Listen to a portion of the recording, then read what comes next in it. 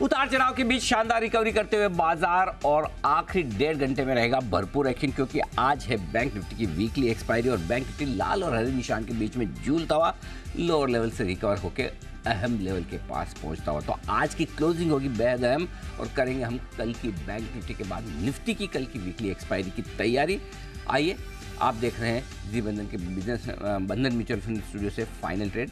नमस्कार, मैं हूं अनिल सिंघवी। और नमस्कार, मैं हूं दीपांशु भंडारी। तैयार हो जाइए एक्शन के लिए, क्योंकि जबरदस्त निचले स्तरों से रिकवरी आई, उसके बाद थोड़ा बाजार पर दबाव आया, फिर रिकवरी आई और इस समय अच्छे लेवल्स पर कारोबार हो रहा है। तो समझना है अनिल जी से क्या करना है इस उतार चढ़ाव में और अब बाजार की चाल कैसी रहेगी।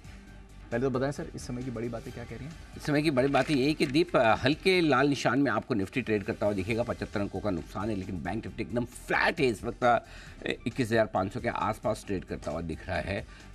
निचले स्तरों से एक अच्छी रिकवरी 600 साढ़े 600 पॉइंट की बैंक निफ्टी में आपको दिखेगी। सरकारी कंपनियों में तेजी लौटती हुई दिखी है। पावर और एनर्जी शेयर मजबूत होते हुए दिख रहे हैं और ऑटो शेयरों में रफ्तार काफ़ी तेज है। स्मॉल कैप शेयरों में लगातार दूसरे दिन हरे निशान में ट्रेड होता हुआ दिख रहा है। खुले कल भी लाल निशान में थे, रिकवर हुए। खुले आज भी लाल निशान में और रिकवर होते हुए दिखे हैं। और मिड कैप स्टॉक्स हल्के हरे लाल निशान में आपको नजर आएंगे, लेकिन हल्के हरे निशान में आपको नजर आएंगे स्मॉल कैप इंडेक्स। ये है अब तक का रुझान। यूरोप के बाजारों में है तेजी का माहौल, अच्छी खासी खरीदारी वहाँ पर भी आपको होती हुई दिखेगी। कोई दिक्कत वाली बात नहीं। इनफैक्ट एशिया भी ठीक ही हो गया था, मतलब खराब था पर उतना खराब नहीं था जितना खराब खुले थे। जरा समझाइए सर आज के बाजार का एक्शन, क्योंकि काफ़ी इंटरेस्टिंग है। मिड वीक सेशन है, इससे पहले 4 दिन या तो एक दिन बड़ी अप मूव आती थी या एक दिन बड़ी डाउन मूव आती थी। आज हमने दोनों देखा है, गैप डाउन देखा और उसके बाद स्मार्ट रिकवरी भी देखी है। तो जो 4 दिन में वन डायरेक्शनल मूव आ रही थी, आज वैसा एक्शन नहीं रहा है। और दूसरा, बैंक्स, मिड कैप्स, पीएसयूज आज ये भी संभलते हुए दिख रहे हैं। जरा बताइए बाजार का एक्शन। पहले तो दीप 4 दिनों में जो हो रहा था कि जिस लेवल पर आप खुल रहे हैं उस लेवल पर खुलने के बाद किसी एक तरफ जाते थे और उस सपोर्ट लेवल को, से सपोज ट्रेडिंग रेंज का लोअर एंड इंपॉर्टेंट है तो उस लोअर एंड पे पहुंचते थे, वहाँ रुक जाते थे। दूसरे दिन हायर एंड पकड़ रहे हैं, तीसरे दिन फिर लोअर एंड, चौथे दिन फिर हायर एंड। पिछले 4 दिनों में बैंक निफ्टी में स्पेशली यही हुआ है, क्योंकि बैंक निफ्टी में पिछले गुरुवार को 800 पॉइंट की गिरावट थी, शुक्रवार को 600 पॉइंट की बढ़त, सोमवार को 800 पॉइंट की गिरावट, मंगलवार को 600 पॉइंट की बढ़त और आज बुधवार को दोनों बिल्कुल। और रेंज बड़ी है हजार पॉइंट की। और दीपा, मैं ये कहूँगा कि ये जो आज का मार्केट है, स्पेशली ध्यान से सुनिएगा, अगर कोई डे ट्रेडर है, कोई भी डे ट्रेडर, चाहे वो निफ्टी ट्रेड करता हो चाहे बैंक निफ्टी ट्रेड करता हो, आज का मार्केट उसके लिए ड्रीम मार्केट है। अच्छा, अगर आज के मार्केट में आपने पैसा नहीं कमाया और आपके स्टॉप लॉस ट्रिगर हुए और आपने नुकसान किया, तो ट्रेडिंग छोड़ दीजिए, ट्रेडर छोड़ दीजिए तुरंत प्रभाव से। इससे बढ़िया शानदार मार्केट आपको लाइफ में नहीं मिल सकता ट्रेडिंग करने के लिए। फिर तो क्या वो एक ट्रेंडिंग मार्केट में है कि आप किसी भी भाव में ले लो, ट्रेड करते रहो, वो स्किल ट्रेडर वाला काम नहीं। वो डायरेक्शनल कॉल और किस्मत के साथ आप चल रहे हो। स्किल ट्रेडर के लिए ये आज का दिन लिटमस टेस्ट था। मतलब इससे बढ़िया दिन मिल नहीं सकता। क्यों नहीं मिल सकता? क्योंकि आज के एडिटर सेगमेंट जो मैंने लिखा है वो ध्यान से सुनिएगा। निफ्टी और बैंक निफ्टी दोनों ने अपने परफेक्ट ट्रेडिंग रेंज के दोनों एंड को छुआ है। मतलब इससे बढ़िया मार्केट मिलेगा नहीं कि ट्रेंड के लोअर एंड पर और हायर एंड पर, दोनों पर आप एक ही दिन में पहुंचे। और पहुंच भी कहाँ रहे हैं? R1, R2, R3 तक जाकर पहुंच रहे हैं। करेक्ट। जो एकदम लोएस्ट रेंज है लगभग उसके पास पहुंचे हैं, एकदम हाईएस्ट रेंज है उसके पास पहुंचे। और आप सुबह भी अपनी बात यही हो रही थी कि मैं बैंक निफ्टी पर बुलिश हूँ। आज भी देख लीजिए, बैंक निफ्टी से ही लीडरशिप आई है। बिल्कुल, हम खराब नहीं देख रहे हैं। मुझे नहीं लगता कि बैंक निफ्टी पुराने जनवरी के लोस तोड़ेगा, डबल बॉटम बनाने की कोशिश करेगा। हो सकता है 44,800 ही ना तोड़े और एग्जैक्टली वही वहाँ 44,860 से घुमाएं। कहाँ से घुमाएं बाजार, वो इंपॉर्टेंट है। निफ्टी 21,525 आज की सपोर्ट रेंज जहाँ पर आपको खरीदारी करनी थी वो 21,500 से 21,575 का था। इस रेंज में लेना ही लेना है। करेक्ट। 21,525 से घुमा है एग्जैक्टली। बैंक निफ्टी 44,825 से 45,000 की रेंज में लेना ही लेना है। पहला एंट्री वहाँ मारना है। 44,860 का लो बनाया है। परफेक्ट लेवल से एकदम दोनों घुमाए। चलिए घूमे, अच्छी बात है। ऊपर में 21,725 से आपका तनाव शुरू होता है हायर रेंज का। 21,708 का है अब तक बनाया है, लगभग उसके आसपास है। बिल्कुल परफेक्ट लेवल पर वहाँ पर भी पहुंचा 725 750। और बैंक निफ्टी तो 3 दिन से 45,750 पे टॉप बना रहा है। आज भी 45,764 पे टॉप बनाया। अब इससे और वहाँ से भी 250-300 पॉइंट तुरंत मिल गए। अगर सेम सिचुएशन कल हुई, कल यही टाइम पे हम बात कर रहे थे 750 और मैंने बोला था प्रॉफिट बुक करिए। आज थोड़ा सा 5 मिनट पहले से हो गया। वही लेवल है जहाँ से प्रॉफिट बुक करनी है। अब अगर आप इस मार्केट में नहीं कमा सकते कॉन्ट्रा ट्रेड लेकर, तो आप किस मार्केट में कमाएंगे? ये वो मार्केट है रेंज को परफेक्ट रेस्पेक्ट कर रहा है, ये वो मार्केट है जो आपको इंट्राडे में वॉलेटिलिटी भरपूर दे रहा है, ये वो मार्केट है जहां आपको बड़ा पैसा बनाने का मौका मिल रहा है। अगर इसमें आप नीचे के लेवल पे बेच रहे, ऊपर के लेवल पे खरीद रहे, दोनों तरफ स्टॉप लॉस ट्रिगर हो रहे हैं, तो फिर कहीं न कहीं बेसिक प्रॉब्लम है। तो फिर आज के मार्केट से जो हम कहते हैं कि तेज़ी के मार्केट में आपके पास पैसा ज़्यादा होना चाहिए पिछले मार्केट से, पिछले बुल रन से इस बुल रन में आपके पास पैसा ज़्यादा होना चाहिए, और मंदी के मार्केट में पिछले मंदी के मार्केट से इस मंदी के मार्केट में आपके पास ज्ञान जाना हो रहा है। दो में से एक चीज़ तो कमाओ, या तो ज्ञान कमाओ या है। सो अगर आज के सेशन से आपने पैसा नहीं कमाया, बहुत गलत किया है। आज के सेशन अगर ज्ञान नहीं कमाया तो और भी ज़्यादा किया। अगर अगली बार ऐसा मौका है तो आपको छोड़ना ही, ये एकदम बुकिश मार्केट हो। कहते हैं ना कि जैसा कि आपने विराट कोहली साहब को ऑफ स्टंप के चौथे पाँचवें स्टंप पे बॉल डाली, ऑफ स्टंप के बाद पाँचवें छठे स्टंप पर, आपको पता है ये ऐसा कवर ड्राइव लगेगा, बंदूक की गोली की तरह निकलेंगे, सारे प्लेयर्स खड़े होकर ऐसे देखते रहेंगे, कोई हिल भी नहीं पाएगा अपनी जगह से, बाउंड्री से बाहर जाएगी। ये वैसा मार्केट है, ऐसी विराट कोहली टाइप की कवर ड्राइव, गुंडप्पा विश्वनाथ जैसी स्ट्रेट ड्राइव मारने वाला मार्केट है जो हमने देखा। ये वैसा मार्केट है ना। तो अगर ऐसे मार्केट को आप ट्रेड नहीं कर सकते तो फिर आपका ट्रेडर बनना ही बेकार है। इतना बढ़िया मार्केट। अब आइए, इसके अलावा अब आपकी स्ट्रेटेजी में क्या होना चाहिए? सपोर्ट लेवल के आसपास खरीदारी करते रहें, ऊपरी लेवल पर हायर लेवल पर प्रॉफिट बुकिंग भी करते रहें। बिल्कुल clear cut market. Mid cap small cap शेयरों में और पीएसयू स्टॉक्स में अच्छी रिकवरी आई, जिसकी हम सुबह से बात कर रहे थे।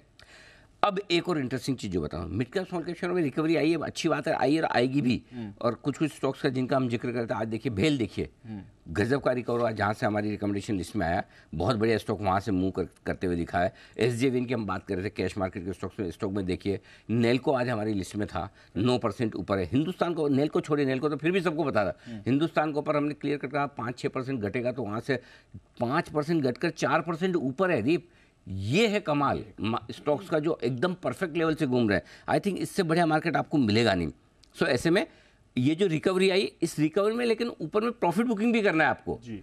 अब एक तरफा तेजी वाला मार्केट गया आपका, निफ्टी बैंक निफ्टी में तो गया ही, मिड कैप्स में भी गया। मिड कैप्स में भी वापस जब एक तरफा मार्केट बनेगा हम आपको बताएंगे, और वापस आप खड़े हो जाइए ऊपरी स्तरों पर प्रॉफिट बुकिंग के। लेकिन सबसे बड़ी चीज जो आज के मार्केट में वो है कि अब इनमें पैनिक खत्म हो गया। Right. पैनिक में जिसको बेचना था, फेंकना था, वो फेंक गए। पैनिक नहीं है, लेकिन थोड़ी प्रॉफिट बुकिंग आ सकती है। अब 21,825 और 45,825 ये दो लेवल मेरी नज़र में है। निफ्टी पर 21,825 थोड़ा दूर है, बैंक निफ्टी पर 45,825 ये थोड़ा नज़दीक। अगर ये इनके ऊपर आज बंद हो जाए तो मज़े आ जाए। और आज हमारी बात भी हुई थी कि फर्स्ट टाइम मैं कह रहा हूँ कि पहले बॉटम बैंक निफ्टी बनाने की कोशिश करेगा, निफ्टी बाद में बनाएगा। बिल्कुल। इसलिए आज देखिए क्लोजिंग बेसिस पे जो लेवल चाहिए, निफ्टी का दूर है 150 पॉइंट, बैंक निफ्टी का नज़दीक है ना। अब आइए, ये दोनों लेवल पर नज़र रखिए। बाकी मार्केट आपको खरीदने के भी मौके देगा, बेचने के भी मौके दे रहा है, देगा भी। इंतज़ार कीजिए, मौके पर लपक लीजिए, फ़ायदा उठाइए। हाँ, और अगर आपको फिर भी ये लगे तो क्लियर कट है आपके लिए for a change Bank Nifty buy on dips है। Bank Nifty buy on dips, okay. और हमारा तो इरादा ये था कि आज की तकलीफ रहेगी तो कल से घूम जाएगा तो बहुत बढ़िया, क्योंकि कल हल्का भी हो जाएगा। कह रहे थे। लेकिन आज 44,500 नहीं ओबलाइज किया, नहीं किया, 44,800 पे ही डबल बॉटम बना के घूम गया, ट्रिपल बॉटम बना के घूम गया। बहुत अच्छी बात है, बहुत अच्छी बात है, बड़े अच्छा मार्केट है। प्लीज़ पैसे बनाइए, पैसे बनाने वाला ट्रेडर्स स्पेशली अगर कर रहे हैं आप ट्रेड, तो दोनों तरफ के मौके तो आपको बढ़िया मिले हैं। आशीष और नुपुर भी हैं हमारे साथ स्टूडियो में बताने के लिए इवेंट्स और खबरें। आशीष, गुड आफ्टरनून, बताएं इंपॉर्टेंट इवेंट्स कौन से हैं बाजार के? Good afternoon Deepanshu. सबसे पहले रिजल्ट्स पर नजर है। Aditya Birla fashions, Crompton Greaves, consumer electricals, NMDC, Sun TV जैसी कंपनीज के रिजल्ट आएंगे। साथ में यूरोप के मार्केट्स पर रहेगी नजर, क्योंकि Q4 जीडीपी के आंकड़े और इंडस्ट्रियल प्रोडक्शन का डेटा आएगा दिसंबर महीने का, तो यहाँ पर फोकस करेंगे। बात करें कल के बड़े इवेंट्स की, तो नतीजों में देखे तो कुछ है नहीं, लेकिन ग्लेनमार्क लाइफ साइंसेज यहाँ पर ओपन ऑफर जो निर्मा की तरफ से था 631 रुपये 20 पैसे पर, वो खुलेगा। कुछ स्टॉक ऐसे हैं जहाँ पर आपको एक्स डेट यानी डिविडेंड का एडजस्टमेंट देखने को मिलेगा। नेस्ले में 7 रुपये का इंटरिम डिविडेंड है, पावर ग्रिड में 4.5 रुपये का है, और केपीआई ग्रीन एनर्जी यहाँ पर 2 पर 1 का बोनस इशू है, तो इसका भी एडजस्टमेंट आपको स्टॉक के प्राइस में देखने को मिलेगा। विभोर स्टील यहाँ पर देखिए आईपीओ का आखिरी दिन है, 72 करोड़ की छोटी सी इशू साइज है, और जहाँ पर आप देख सकते हैं कि प्राइस बैंड है 141 से 151 रुपये। इंडिया वर्सेस इंग्लैंड का थर्ड टेस्ट है जो 19 फेब तक चलेगा, राजकोट में खेला जाएगा और यूके के बाजार पर भी नजर रहेगी क्योंकि जीडीपी दिसंबर महीने के आएंगे, Q4 का जीडीपी है। और यूएस में भी देखें तो रिटेल सेल्स और इंडस्ट्रियल प्रोडक्शन जैन महीने का आएगा। फ्राइडे के इवेंट्स की बात करें तो रिजल्ट्स हैं क्रिसिल के, शैफलर इंडिया के, ईसाब स्मॉल फाइनेंस बैंक। यहाँ पर 50% आईपीओ लॉक इन जो होता है 90 दिनों का वो खत्म होगा। कुछ स्टॉक ऐसे हैं जहाँ पर डिविडेंड का एडजस्टमेंट है। ओएनजीसी में 4 रुपये का इंटरिम डिविडेंड, पेज इंडस्ट्रीज में 100 रुपये का कोई ज़्यादा फर्क नहीं है, एक्सो नोबेल यहाँ पर 50 रुपये और अल्केम लैब्स यहाँ पर इंटरिम डिविडेंड है 35 रुपये का। ग्लोबल के मार्केट्स की बात की जाए तो यहाँ पर देखिए यूएस में पीपीआई और हाउसिंग स्टैट्स आएंगे जैन महीने की और कंज्यूमर एक्सपेक्टेशन फरवरी महीने का आएगा, तो लोकल के साथ ग्लोबल मार्केट्स पर भी नजर है। ओके तो ये है आपके लिए कुछ इंपॉर्टेंट ट्रिगर्स और इवेंट्स बाजार के लिए। नूपुर गुड आफ्टरनून, बताएं कौन से खबरें और नतीजे और साथ ही स्टॉक्स एक्शन में हैं इस समय। बिल्कुल, गुड आफ्टरनून। एमएनएम के साथ ही शुरुआत करते हैं। यहाँ पे नतीजे आते हुए दिखे, कंपनी की आय में देखे तो 16% की आपको बढ़त नजर आएगी और अनुमान से बेटर नंबर्स आपको आय के फ्रंट पे आते हुए दिखाएं। कामकाजी लेवल पे मुनाफा 10% से बढ़कर आते हुए दिखा है। मार्जिन 14% के आसपास रहे, 13% का अनुमान था। और मुनाफा भी देखे तो 2520 करोड़ के अनुमान के अगेंस्ट करीबन 2450 करोड़ के आसपास आते हुए दिखा है। इप्का लैब्स पर फोकस करके चलना, यहाँ भी नतीजे आए। 33% से कंपनी की आय बढ़कर आती हुई दिखे। कामकाजी लेवल पे मुनाफा देखे तो वहाँ पर भी 54% की ग्रोथ दिखेगी। 14% से मार्जिन अप सुधर के 16% पर पहुंच गए। ग्रेफाइट इंडिया, यहाँ पे कमजोर नतीजे आपको नजर आएंगे। आय में 2% की गिरावट है, लेकिन इस बार कंपनी ने 13 करोड़ का कामकाजी लेवल पे घाटा किया है। पिछली बार 70 करोड़ का मुनाफा था। फैक्ट के भी नतीजे आए जहाँ पे कंपनी की आय में 36% की गिरावट आपको नजर आ रही है। कामकाजी लेवल पे मुनाफा देखे तो 80% से ज्यादा की गिरावट दिखेगी। मार्जिन 15% से घट के अब सिर्फ 4% के रह गए। खबरों के लिए आज से जी बिजनेस की एक्सक्लूसिव खबर है, जहां पे कैबिनेट सेक्रेटरी ने आज बैठक बुलाई है। बीएसएनएल एमटीएनएल की लैंड मोनेटाइजेशन पर ये बैठक की जाएगी। और अब बता देती हूँ, एमटीएनएल के पास करीबन 10,000 करोड़ से ज़्यादा की प्रॉपर्टी है, तो ये एक इम्पॉर्टेंट डेवलपमेंट है जहाँ फोकस रहेगा। इंश्योरेंस कंपनीज भी आज फोकस में, क्योंकि आईआरडीआई ने बीमा सुगम के लिए ड्राफ्ट जारी कर दिया है। बीमा की पहुंच बढ़ाने के लिए इस पोर्टल का प्रस्ताव रखा गया है और जिसका जो है वो ड्राफ्ट जारी करते हुए दिखे। तो इंश्योरेंस कंपनी भी आज फोकस में। टाटा पावर, जहां पे टाटा कम्युनिकेशन के साथ कंपनी की सब्सिडी ने पावर डिलीवरी अग्रीमेंट साइन किया। 105 करोड़ की इसकी वैल्यू है। ब्लॉक डील में axis bank 12 crore share, max healthcare 10 lakh share, HDFC bank 45 lakh share, oil India 25 lakh share, ONGC और सीजी पावर में भी देखे तो आपको इक्विटी एक्सचेंज सुबह से होते हुए दिखी है। ओके तो ये है ढेर सारे खबरों वाले शेयर जिन पर आज है एक्शन आपके लिए भरपूर। और आइए इसी एक्शन को आगे बढ़ाने के लिए एक्सपर्ट्स का दमदार पैनल हमारे साथ तैयार है। 21,700 पर पहुंचता हुआ फिर से निफ्टी और बैंक निफ्टी 45,600 पर रुकने, थमने और थकने का नाम नहीं ले रहा है। ओहो हो, जबरदस्त खरीदारी सरकारी कंपनियों में। 10% के ऊपरी सर्किट पर नैल्को, दमदार नतीजे के बाद नेल्को में अब आप ऊपरी सर्किट आते हुए देख रहे हैं। भेल एक और स्टॉक है जो 5% की अच्छी मजबूती दिखा रहा है। बीपीसीएल 5% ऊपर, आईओसी 4% मजबूत, एसबीआई 4% मजबूत, शानदार खरीद, एचपीसीएल 6% मजबूत। कहाँ है सारे पीएसयूज बैक, सारे पीएसयूज बैक है। और आज सुबह हम बात कर रहे हैं पीएसयू वापस आ रहे हैं। कल से हम दोपहर से आपको पीएसयू से खरीदारी करने की राय दे रहे हैं।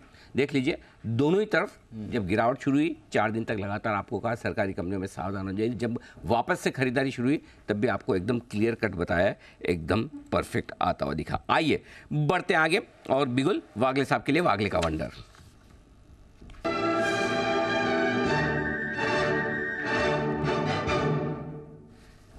बताएं sir. Anil ji good afternoon, Deepanshu good afternoon. Anil ji Reliance में मुझे ब्रेकआउट दिखता है, 2960 के ऊपर निकला है, 296263 का करंट भाव है। मुझे लगता है ये 3000 के आसपास जाने के लिए तैयार है। 40 रुपए की मूव के लिए मैं प्ले करूंगा। आपका स्टॉप लॉस 2950 का होना चाहिए, 15 रुपए का रिस्क होगा और 3000 का टारगेट आज और कल का टाइम फ्रेम। इस खरीदने की राय बिल्कुल आशु सर के लिए, स्विंग के सुल्तान आशु Madan.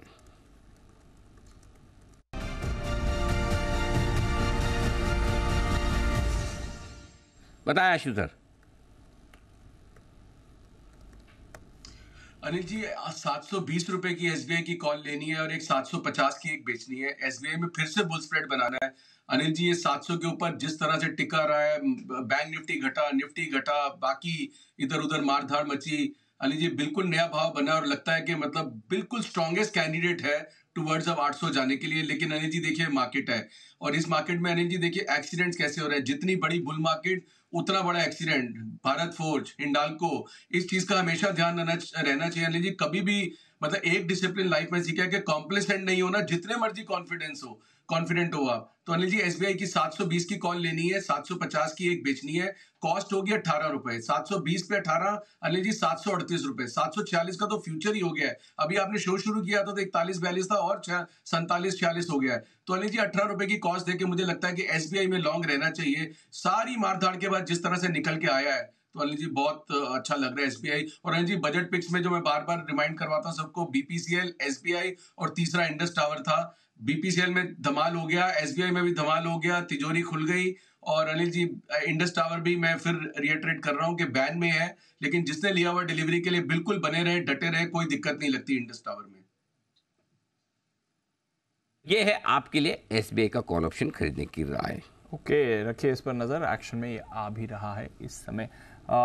Paytm by the way 10% और निचले सर्किट पर अब दिख रहा है आपको। कुछ खबरें भी आ रही हैं जहाँ तक पेटीएम का सवाल, इस बार रॉयटर्स के हवाले से कुछ खबरें आती हुई दिख रही हैं।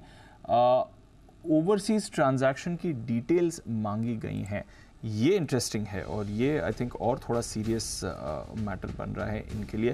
फाइनेंशियल इंटेलिजेंस यूनिट है मिनिस्ट्री ऑफ फाइनेंस के अंदर ये आती है। उन्होंने पेटीएम के जो पेमेंट्स बैंक हैं उसकी जो ओवरसीज ट्रांजैक्शंस हुई हैं उसकी डिटेल्स मांगी हैं। अभी हमने आज सुबह ही खबर भी आई थी कि ईडी की तरफ से भी जांच शुरू हो गई है। अब फाइनेंशियल इंटेलिजेंस यूनिट यहाँ पर जांच शुरू कर रही है और साथ में आप देख रहे हैं गवर्नर साहब ने तो कह दिया कि कोई रीथिंक नहीं होने वाला है। तो परेशानियां बढ़ रही हैं पेटीएम के लिए, स्पेशली जो इनके पेमेंट्स बैंक का ऑप्शन था।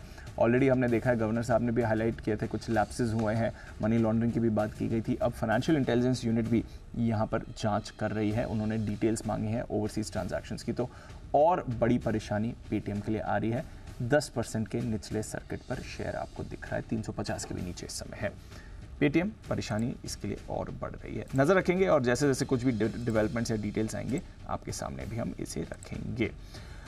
आइए और स्टॉक्स पर करते हैं फोकस। बैंक्स की बात चल रही है। आशु जी ने एसबीआई पर तो आपको स्प्रेड दे ही दिया है, टॉप गेनर है। बैंक निफ्टी का 4.5% की बढ़िया मूव इस पर आ रही है।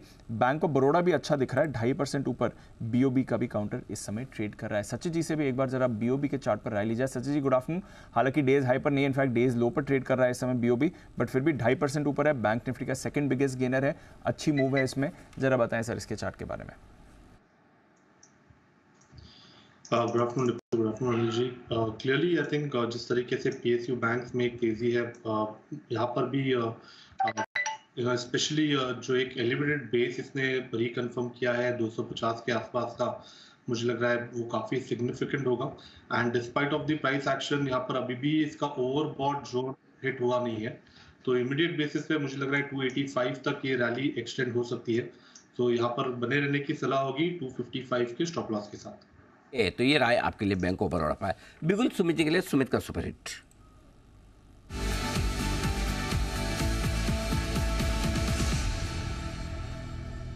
सुमित जी बताएं सर। गुड आफ्टरनून अनिल जी। अनिल जी, बाय का स्टॉक रडार पे आया है। स्टॉक ऑयल मार्केटिंग कंपनीज के अंदर मोमेंटम देखने को मिल रहा है। तो जो स्टॉक अभी मेरे रडार पे आया है उसका भाव चल रहा है 181 रुपए 50 पैसे, 182 रुपए, 181.50, 182 का अभी भाव है। स्टॉक का नाम है आईओसी। आईओसी के अंदर मोमेंटम तेजी का बन रहा है। स्टॉक में एक बढ़िया रिकवरी है लोअर लेवल से। पिछले 3 दिनों की गिरावट के बाद आज पहला दिन है जब स्टॉक ने रिकवरी दिखाने का शुरुआत किया है और कल के हाई के ऊपर तो आ ही चुका है। परसों का हाई भी थोड़ी देर में ब्रेक करने को तैयार है। खरीदारी करें, जिन्होंने ले रखा है वो लोग होल्ड करें। स्टॉक का जो नीचे में चार्ट्स के ऊपर सपोर्ट है 175, 176 के पास है, तो 176 के नीचे का स्टॉप लॉस लगा के आईओसी में खरीदारी करके चलने का सलाह रहेगा। ऊपर में जो इसका टारगेट देखने को मिल सकता है 187.50 का इसका पहला टारगेट होगा, 191 का इसका दूसरा टारगेट होगा। खरीदारी करें आईओसी। ओके, आईओसी में करें खरीदारी। तेल कंपनियों में जबरदस्त तेजी है। बीपीसीएल 620 6% ऊपर आई है, बढ़ते आगे। और बिल्कुल आशु सर के लिए स्विंग के सुल्तान आशु मदान।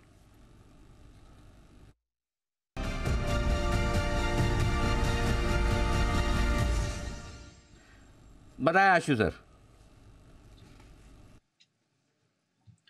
अनिल जी एक मंथली स्प्रेड है, ये इंश्योरेंस है बैंक निफ्टी की। और अनिल जी 45,000 की मंथ एंड की एक पुट लेनी है और उससे 1000 पॉइंट नीचे 44,000 की 2 पुट बेचनी है। इस स्प्रेड को बनने में कॉस्ट आएगी 30 रुपए। अनिल जी, इंटरेस्टिंग स्प्रेड है, मार्केट बढ़ रही है, बैंक निफ्टी में तेजी आई है, अच्छी रिकवरी भी आई है। मैं फिर भी बोलूंगा अनिल जी, ये इंश्योरेंस स्प्रेड है, इंटरेस्टिंग है। 45,000 मंथ एंड 29 फरवरी की एक पुट लेनी है और 44,000 की 2 पुट बेचनी है। अनिल जी, इसकी कॉस्ट है 30 रुपए।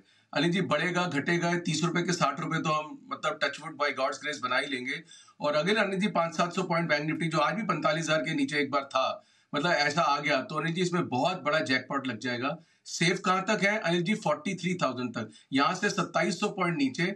और अनिल जी काफी करेक्शन के बाद मुझे नहीं लगता कि जो अभी आपने एक लेवल बोला था 44,800 टूटेगा, वो टूटा तो बड़ी गिरावट आएगी, मुझे भी नहीं लगता कि वो टूटेगा। लेकिन अनिल जी वहां तक भी आ गया तो बहुत मजे आ जाएंगे। तो अनिल जी ये इंश्योरेंस स्प्रेड है अगेंस्ट ऑल लॉन्ग्स, जो बाकी चीजें हमने SBI लिया हुआ है या बाकी स्प्रेड्स बने हैं, तो मुझे लगता है कि अनिल जी इंटरेस्टिंग स्प्रेड है, ये जरूर बना के रखना चाहिए। और अनिल जी एक आपसे एक बहुत इंपॉर्टेंट बात पे मतलब एक सजेशन लेनी थी, जब भी आपके पास टाइम हो 2 मिनट का तो आपसे बात करनी थी। 3:30 के पहले या 3:30 के बाद? उसके बाद मेरे पास बहुत टाइम होता है। बिल्कुल पहले अनिल जी, वो क्योंकि वो व्यूअर्स के लिए भी बहुत इंपॉर्टेंट है सुनना। ओके, तो बस 2 मिनट दीजिए। अब बंसल जी हमारे थोड़े डिस्कनेक्टेड है, बंसल जी का सुनना भी बहुत जरूरी है। बंसल जी जुड़े, तब तक आइए एक बड़ी एक्सक्लूसिव खबर की तरफ बढ़ते हैं आगे। और हमारे साथ है हमारे संवाददाता अनुवेश बताने के लिए तैयार आपको वो बड़ी खबर। अनुवेश बताइए। जी, इस महीने के 16 तारीख को DAC की बैठक होने जा रही है। DAC यानी defence acquisition council, Rajnath Singh ji के अध्यक्षता में ये बैठक की जाएगी। इसमें भारत के तीनों सेनाएं और कोस्ट गार्ड को जो इक्विपमेंट ज़रूरत होती है उसके ऊपर चर्चा की जाती है और उसके ऊपर एक्सेप्टेंस नोट दी जाती है कि ये इन सेनाओं के लिए खरीदी जा सकती है। इस बार की जो बैठक हो रही है उसमें 2 कंपनियाँ महत्वपूर्ण हैं जिनसे प्रोडक्ट्स खरीदे जाएंगे। पहला है HAL, जिससे लगभग 15 डॉर्नियर एयरक्राफ्ट, जो मल्टी रोल एयरक्राफ्ट होते हैं जो सर्वेलेंस के लिए इस्तेमाल किए जाते हैं, उसको खरीदे जाएंगे। हाल ही में हमने देखा जो इंडियन ओशन रीजन है वो काफ़ी अफेक्टेड है, उस पर नज़र रखने के लिए इंडिया एक बहुत इम्पॉर्टेंट रोल निभाता है, जिसके लिए ये 15 विमान खरीदे जाएंगे, जिससे कि इंडियन ओशन रीजन पे जो सर्वेलेंस है उसको बेहतर तरीके से किया जा सके। इसका जो ब्रेकअप होगा वो इंडियन नेवी और इंडियन कोस्ट गार्ड को दोनों को अलग अलग मात्रा में ये डॉर्नियर एयरक्राफ्ट दी जाएंगी। अगर दूसरे इक्विपमेंट जो BEL से खरीदी जाएगी वो air defence technical radar systems हैं। वो रडार सिस्टम्स ऐसे होते हैं, हमने जो हाल ही में देखा है, चाहे वो इजराइल हमास का वॉर रहा हो, चाहे यूक्रेन रशिया का वॉर रहा हो, यहाँ पे एयर कैपेबिलिटी, एयर डिफेंस में जो ज़्यादा स्ट्रांग है वो ज़्यादा पावरफुल देखा गया है। तो इसी से सीख लेते हुए हिंदुस्तान की जो तीनों सेनाएं हैं वो ये चाहती है कि ये भी एयर डिफेंस टेक्नोलॉजी पे और पावर पे ज़्यादा पावरफुल रहें, जिसके तहत ये एयर डिफेंस टेक्नोलॉजी के रडार सिस्टम्स जो हैं, टेक्टिकल रडार सिस्टम्स जो हैं, उसको खरीदा जाए। हालांकि ये DRDO रिसर्च करके डेवलप करती है, लेकिन इसका जो मैन्युफैक्चरिंग है वो BEL से किया जाएगा। अगर कॉस्ट की बात की जाए, लगभग 10 से 11 हज़ार करोड़ की डील HAL को मिल सकती है। वहीं पे अगर BEL की बात करें तो 8,000 करोड़ में 25 tactical air defence radar systems खरीदे जाएंगे और वहीं पे 15 जो हैं वो डॉर्नियर एयरक्राफ्ट, जो मल्टी रोल एयरक्राफ्ट हैं, वो HAL से खरीदे जाएंगे। तो ये है आपके लिए आज ये बड़ी खबर जो 16 तारीख को होगी। DAC, डिफेंस एक्विजिशन काउंसिल, यानी कि डिफेंस के लिए रक्षा मंत्रालय की तरफ से जो उपकरण खरीदे जाते हैं उसकी जो कमेटी है उसकी बैठक होगी और वो फाइनल करेंगे क्या क्या कितना कितना खरीदना है और इसका बड़ा फायदा मिलेगा HAL और BEL को। ओके, ये है आपके लिए बड़ी खबर। बहुत बहुत धन्यवाद अनुवेश, ये बेहतरीन जानकारी हमें देने के लिए इस वक्त। Thank you so much. बढ़िया एक्शन होता दिख रहा है, सरकारी कंपनी के लिए खबरें भी अच्छी आती हुई दिख रही है इस वक्त, बहुत ही बढ़िया टर्न ऑन हो रहा है सरकारी कंपनी। ओके, एक और स्टॉक जिस पर कुणाल जी और राकेश जी राय देने के लिए तैयार है, लेकिन वो ऐसे देंगे नहीं। अच्छा, पूछना पड़ेगा ना, बिना बिगुल के नहीं देंगे। बिना बिगुल, हाँ, यस, चार्ट कॉर्नर देना पड़ेगा।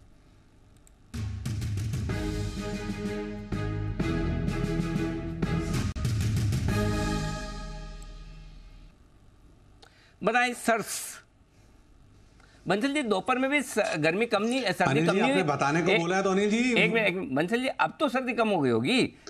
2 बजे तो अभी भी आप उतना ही मोटा मोटा पहन के बैठे हो।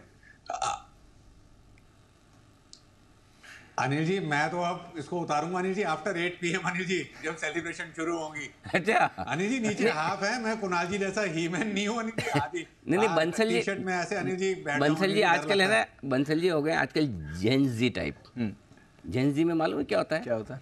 मतलब सबके अपने अपने एक जनरेशन छोटे बच्चे होंगे, जैसे वागले साहब के, आशु जी के, बाकी का तो मैं गारंटी से नहीं बोल सकता। या फिर जैसे हमारे सुमित जी हैं, उनके साथ में पढ़ने वाले जेनजी मतलब छोटे बच्चे, तो उनका मालूम है क्या प्रॉब्लम लाइफ में? उनकी प्रॉब्लम है कि जब सोएंगे, नींद लेंगे या रूम में रहेंगे तो उनको ऐसी चाहिए चिल 16 और 18 के टेम्परेचर पे, और जैसे 16-18 के टेम्परेचर पे एसी से शावर में जाएंगे, नहाने जाएंगे तो पानी चाहिए पूरा गर्म हॉट वाटर। अब मेरे को लाइफ में आज तक ये समझ में नहीं आया, अरे भाइयों 18 डिग्री के टेम्परेचर में गर्म पानी क्यों चाहिए नहाने के लिए? सोने बाकी तो एसी चाहिए 18 डिग्री का। दो में से एक चीज तो करेक्ट करो। आशु जी ये प्रॉब्लम है आपके साथ भी? अनिल जी बिल्कुल बिल्कुल अनिल जी, ये थोड़ा बहुत तो चलता रहता है। थोड़ा अनिल बहुत जी आजकल जो जेनजी है ना, इनकी तो बातें ही समझ नहीं आती हैं, मतलब गूगल और डिक्शनरी खोल के समझना पड़ता है। ये लॉजिक आज तक समझ में नहीं आया मेरा जी। अच्छा सुमित जी कुछ कह रहे हैं जी? सुमित जी अनिल जी इसमें बच्चों की और जेनजी की क्या जरूरत है? अनिल जी वाइफ लोग भी तो ऐसा ही करती है। बोल कौन सकता है, करती भी होगी तो आप ये बोल पाते, बाकी तो कौन बोल पा रहा है जी? बंसल जी फरमाइए, आप जो जेनजी की तरफ बिहेव कर रहे हैं बताइए। अनिल जी जेनजी की बात करी, अभी जब मैं तकनीकी कारणों से अनिल जी कनेक्टेड नहीं था तभी मैं सुन रहा था, और उस समय जब आपने आशु जी से पूछा कि मार्केट से पहले मार्केट आवर्स में कि मार्केट के बाद में, तो अनिल जी मैंने सुना आशु जी के मुंह से अंकल निकला। अनिल जी फिर तो से एक बार पीसीआर से बोल के अनिल जी कंफर्म कीजिए, और इसमें जो 94 बॉन्ड जो लोग हैं अनिल जी कमेटी बिठाई जाए अनिल जी, और अगर मैं गलत हूं तो अनिल जी मैं कनेक्टेड नहीं था, रुकावट के लिए खेद अनिल जी, तकनीकी कारण मानना चाहिए, बट आई एम श्योर आशु जी के मुंह से अंकल निकला। और अनिल जी ये 94 बॉन्ड लोगों को कमेटी का अध्यक्ष न बनाया जाए बिल्कुल भी। अच्छा एक मिनट, क्या बोल कुणाल जी कुछ कहना थे जी? कुणाल जी आपने भी सुना? अनिल जी मैंने भी सुना था, सुनकर आपने शायद नजरअंदाज कर दिया। ना मैं करते तो धन्यवाद मैंने आज बंसल जी का ना आज तक कोई बाउंसर डक नहीं किया, मैं तो फ्रंट फुट पे खेलता हूँ। सुमित जी आपने भी सुना? बिल्कुल अनिल जी। तो फिर तो इसका मतलब क्लेम मैं मिस कर गया, लेकिन एक चीज़ क्लियर है, फिर इसका मतलब तो है ना, इसमें मुझे अंकल बोला वो तो छोड़ दो, चलो जो बोला बोला यार, पहली और आखिरी बार नहीं बोला ये। तीसरी बात हो गई। मैं ये जानना चाहता हूँ ऐसा कौन अंकल है जो आशु जी के इतना करीब है मेरे से ज़्यादा, जिसको आशु जी मुझसे ज़्यादा प्यार करते हैं, बार बार अंकल अंकल अंकल। तो मतलब ये तो मतलब अभी तक का आप ट्विटर पे जाके देख ले पूरा ट्रैक रिकॉर्ड, ट्विटर पे सब लोगों को ये लगता है कि सबसे ज़्यादा अनिल जी अनिल जी अनिल जी अनिल जी यही बोला जाता है। ये तो फैक्ट है, हम भी जानते हैं। अब वो अलग बात है कि अब आशु जी अनिल जी बोलेंगे, बंसल जी अनिल जी बोलेंगे, सुमित जी अनिल, ए जी ओ जी लो जी सुनो जी थोड़ी बोलेंगे, नाम से ही बोलेंगे, लेकिन फिर भी जिनको दिक्कत उनको है। तो अब है तो है, लेकिन ये अंकल कौन है? अब इसका पता लगाएंगे कुणाल जी समय पर। कुणाल जी आपको ये जिम्मा सौंपा जाता है, ऐसा कौन अंकल है, आई मीन ऐसे कौन अंकल हैं? अनिल जी मैं नहीं हूँ। चलिए तो जब पता चलेगा रिपोर्ट सामने रखी जाएगी। फिलहाल आइए चार्ट कॉर्नर, बताएं सर।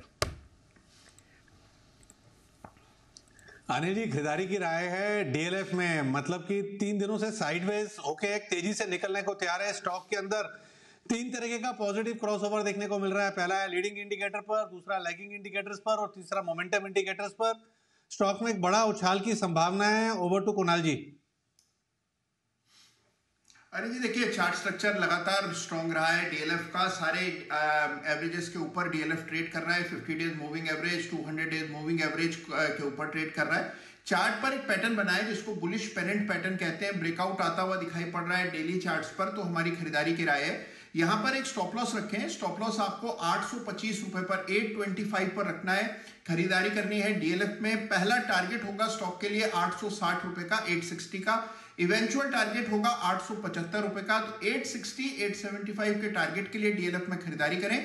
और डिस्क्लेमर यह है निजी कि डीएलएफ में मेरा बहुत लंबे समय से निजी निवेश। ओके, डीएलएफ है वो स्टॉक्स जहां पर खरीदारी करने की राय आती दिख रही है आपके लिए।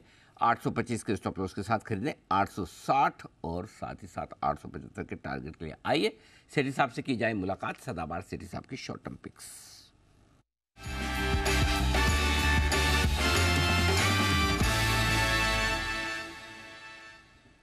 सेठी साहब सुस्वागतम, बताएं सर आज का पहला stock. Good afternoon Anil ji, good afternoon Deepanshu. सबसे पहले तो अनिल जी आपको, दीपांशु को, सारे पैनलिस्ट को और वी बिजनेस के लाखों करोड़ों दर्शकों को बसंत पंचमी की ढेरों ढेरों शुभकामनाएं। धन्यवाद सर। बिल्कुल अनिल जी, जो आज का मेरा पहला स्टॉक है एक ऑटो स्टॉक है। स्टॉक का नाम है ASK ऑटोमोटिव। एक बहुत ही बेहतरीन क्वालिटी की कंपनी है। ये भारत की सबसे बड़ी मैन्युफैक्चरर है ब्रेक शू और एडवांस्ड ब्रेकिंग सिस्टम्स के लिए, टू व्हीलर्स के लिए बनाती है और वहां पे इनका एक डोमिनेंट 50% का मार्केट शेयर है। 16 इनके मैन्युफैक्चरिंग फैसिलिटीज है spread across 5 states in India. और हाल ही में इन्होंने भिवाड़ी राजस्थान में भी एक नया प्लांट शुरू किया है। मार्की क्लाइंट लिस्ट है, जितने टू व्हीलर इंटरनेशनल ग्लोबल। ओहो सेठी साहब, आप तो ऐसे न थे। ये प्रॉब्लम तो सेठी साहब के साथ पहली बार इस देखने को मिली। आमतौर पर सेठी साहब का कनेक्शन चुस्त दुरुस्त होता है। मुझे लगता है तो इसका मतलब सेठी साहब आज मुंबई में नहीं है, ये हो सकता है। तो चलिए कोई बात नहीं, सेठी साहब से हम थोड़ी देर में फिर से संपर्क करने की कोशिश करेंगे। हाल ही की लिस्टेड कंपनी आस्क ऑटोमोटिव, जिसके नंबर्स आ चुके हैं मेरे ख्याल से, अच्छे नंबर्स आए थे आस्क ऑटोमोटिव के, इफ आई एम राइट। 306 रुपये के आसपास खरीदारी करने की राय। सेठी साहब जैसे ही जुड़ेंगे हम फिर से करेंगे उनसे मुलाकात। तब तक 2:30 बजे की स्ट्रेटेजी है तैयार। लेते हैं अनिल जी की स्ट्रेटेजी।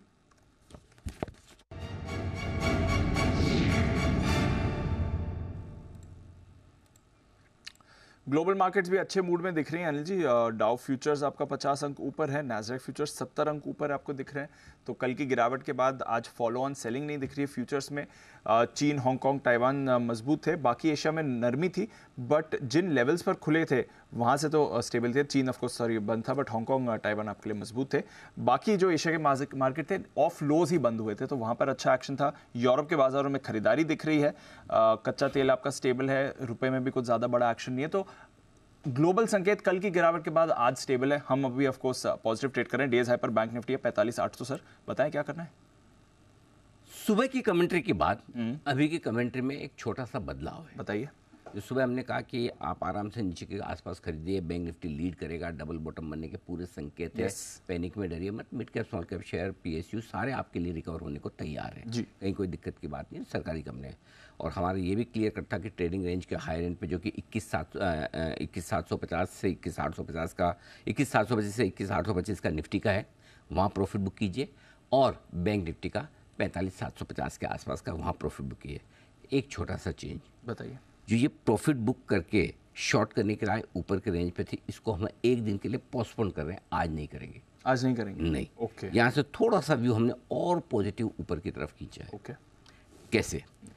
21,850 तक की यात्रा। ओह माय गॉड, बोलती भागा है।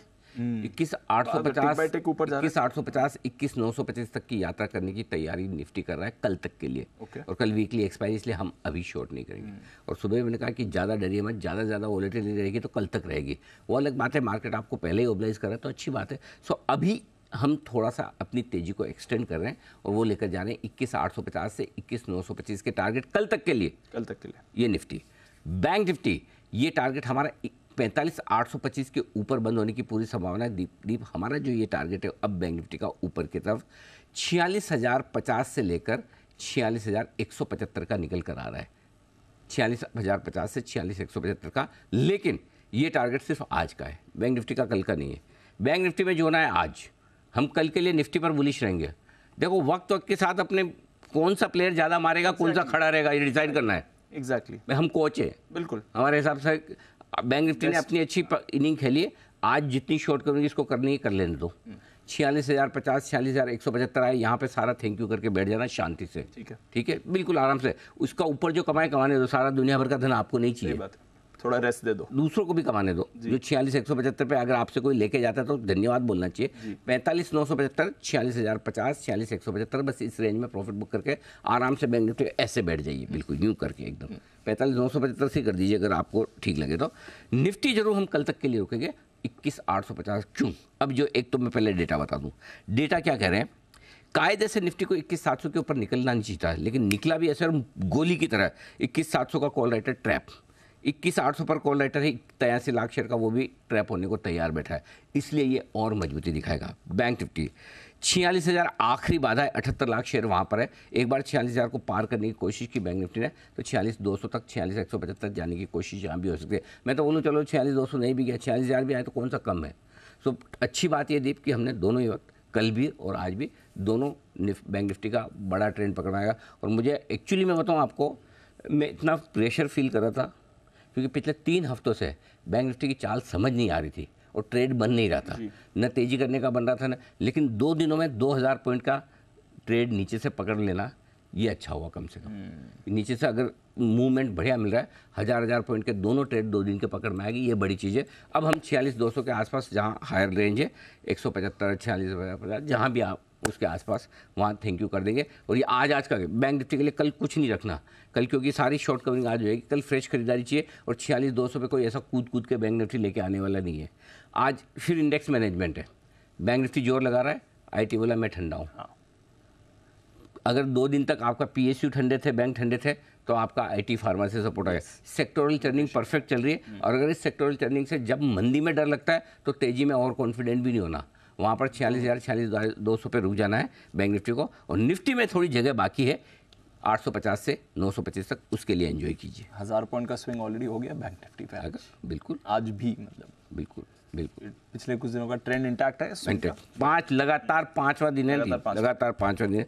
और कुछ स्टॉक्स देखिए, आज हिंदुस्तान को पर क्या रिकवरी दी है, 5-6% नीचे खुलेगा, वहाँ से लेना बनता है। बात हुई थी इस पे। आउटलुक सॉलिड है, यूरोप में कॉपर स्टॉक्स बहुत मजबूत है, बिल्कुल आपको लॉजिक के साथ कमेंट्री दी है।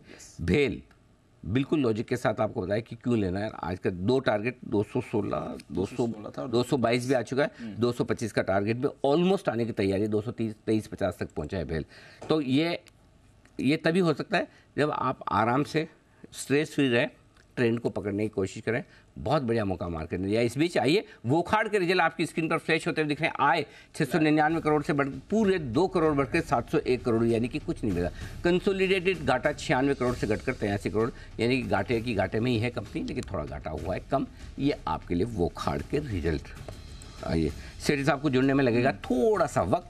आई थिंक कुणाल जी से चार्ट चेक ले लें वोखाड़ पर, बिल्कुल लेना चाहिए। हाँ, कुणाल जी भी फ्री फील कर रहे हैं, स्टॉक एक्शन। हाँ, he is feeling very free actually. Yes Kunal ji, Wockhardt sir. देखिए दीपांशु, वोखाड़ में चार्ट पर एक कंसोलिडेशन चल रहा है। स्टॉक 50 डेज मूविंग एवरेज के आसपास सपोर्ट इसको हासिल है, और वो लेवल जो है वो 425 के आसपास है। तो मुझे लगता है फिलहाल कोई खरीदारी की मेरी राय नहीं है। जिनके पास पोजीशन है, एक स्टॉप लॉस रखें 425 पर, फिलहाल होल्ड करें। मुझे लगता है 425 से लेकर 480 के दायरे में ये स्टॉक कुछ और समय बिता सकता है। 425 के स्टॉप लॉस से होल्ड करने की राय। तो ये है आपके लिए वोखाड़, जहां पर आपको रखनी है नज़र। देखते हैं कुछ और इंटरनल्स नंबर्स के निकल कर आएंगे, उसके बाद आपको एक्शन में ये काउंटर आते हुए दिख सकता है। फिलहाल नज़र रखिएगा इस पर। नज़र रखिए कुछ और काउंटर्स पर जहां पर ज़बरदस्त मूव आ रही है। बीपीसीएल सुबह इस पर बड़ी ब्लॉक डील हुई थी, 7% ऊपर बीपीसीएल आपको दिख रहा है, और एचपीसीएल उतना ही मजबूत आपको दिख रहा है, 7.5% की तेज़ी इस काउंटर में भी हो रही है। तो बीपी और एचपी दोनों पे अच्छा एक्शन बना हुआ है। एक बार वागले साहब से जरा एचपीसीएल की चार्ट पर इस बार राय लें। वागले साहब जरा देखें एचपीसीएल क्या चल रहा है इस काउंटर में सर। दीपांशु, दोनों में स्ट्रेंथ है, लेकिन यहाँ पर एंट्री थोड़ा सा लेट हो गया ऐसा मुझे लगता है। इनफैक्ट शो की जब शुरुआत हुई मेरे माइंड में था, बट समा वो वॉल्यूम बिल्टअप दिख नहीं रहा था। लेकिन किसी के पास ऑलरेडी है तो होल्ड कर सकता है। स्टॉप लॉस होगा लगभग 530 का, 10 रुपये 12 रुपये नीचे। मुझे ये स्टॉक 560 तक जाते हुए दिखता है। आपको अगर बाय करना है तो around 537, 535 with stop loss of 530। 1 से 2 दिन का मेरा टारगेट 560 का है। ओके, तो यह है आपके लिए एचपीसीएल। नजर रखिए इस काउंटर पर। आइए बिगुल सची जी के लिए बीटीएस डबल टी।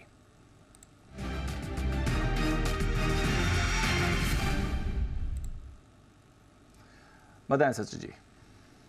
दीपांशु, यहाँ पर गेल में जिस तरीके से पिछले 2 दिनों का स्विंग हाई निकाला है, एंड डेटा यहाँ पर काफ़ी पॉजिटिव हो रहा है, तो इमीडिएट बेसिस से मुझे लग रहा है ये जो रैली बनी है वो 182, 183 तक एक्सटेंड हो सकती है। तो 1 से 2 दिनों के लिए खरीदारी करने की सलाह होगी गेल के फ्यूचर में। एंड स्टॉप लॉस आपको लगभग अभी जो फ्रेश एक ब्रेकआउट हुआ है 173 के हर्डल के ऊपर, आई थिंक 173.50 के स्टॉप लॉस के साथ ही ये लॉन्ग पोजीशंस डिप्लॉय की जा सकती है। सो खरीदारी करनी है गेल के फ्यूचर्स में 183 के टारगेट के लिए। 183 का टारगेट। और आइए आशु जी भी कुछ अपडेट्स देना चाहते हैं अपनी तरफ से, और साथ ही आशु जी कुछ विशेष टिप्पणी करना चाहते थे सेठी साहब पर बसंत पंचमी को लेकर। सेठी साहब जैसे उनको जरा भी भनक लगी कि आप उन पर कुछ टिप्पणी करना चाहते हैं, उन्होंने कनेक्शन ही मतलब वीक कर दिया अपना। सेठी साहब इज नो मोर एक्टिव।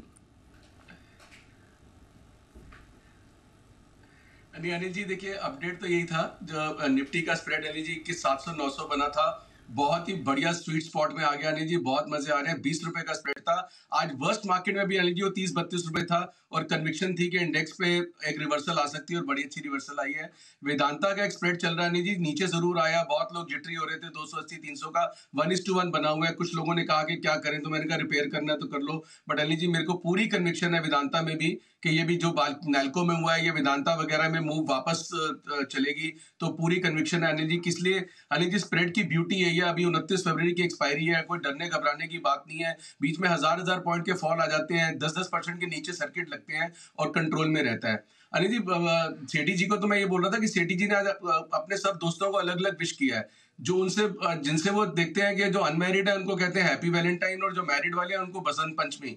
तो डुअल विशेस चल रही है सेठी साहब की, तो मैं इसलिए उनको हाईलाइट कर रहा था। यहाँ पे सबको उन्होंने बसंत पंचमी की विश दी है। और अनिल जी एक चीज मुझे आपसे एक सलाह लेनी थी अनिल जी। अनिल जी बहुत इंपॉर्टेंट जी, अनिल जी मेरे को-हेड है मिस्टर संजय भाटिया, आज वो मुझे सजेशन दे रहे थे कि तुम ना 2-3 हफ्ते का गैप ले लो, क्योंकि तुम HDFC बैंक के बारे में खराब बोलते हो, नीचे बोलते हो। हाँ। तो बहुत लोगों को बुरा लगता है कि अच्छा नहीं लगता। हाँ। और 2-3 हफ्ते का गैप ले लो, तो मीडिया पे मत जाओ, जब तक HDFC बैंक नहीं चले ना छुट्टी ले लो 2-3 हफ्ते की। हाँ। तो मेरे को उनकी सजेशन अनिल जी अच्छी लगी। हाँ। बट सडनली मैंने रियलाइज किया अनिल जी, HDFC बैंक अगर 1 साल नहीं चला तो ये तो मेरी छुट्टी कराने के चक्कर में है। तो अनिल जी आप बताइए, सजेशन है या साजिश है उनकी? देखो भाटिया साहब को तो मैं नहीं जानता, लेकिन थोड़ी देर की क्षणिक खुशी हमें जरूर हुई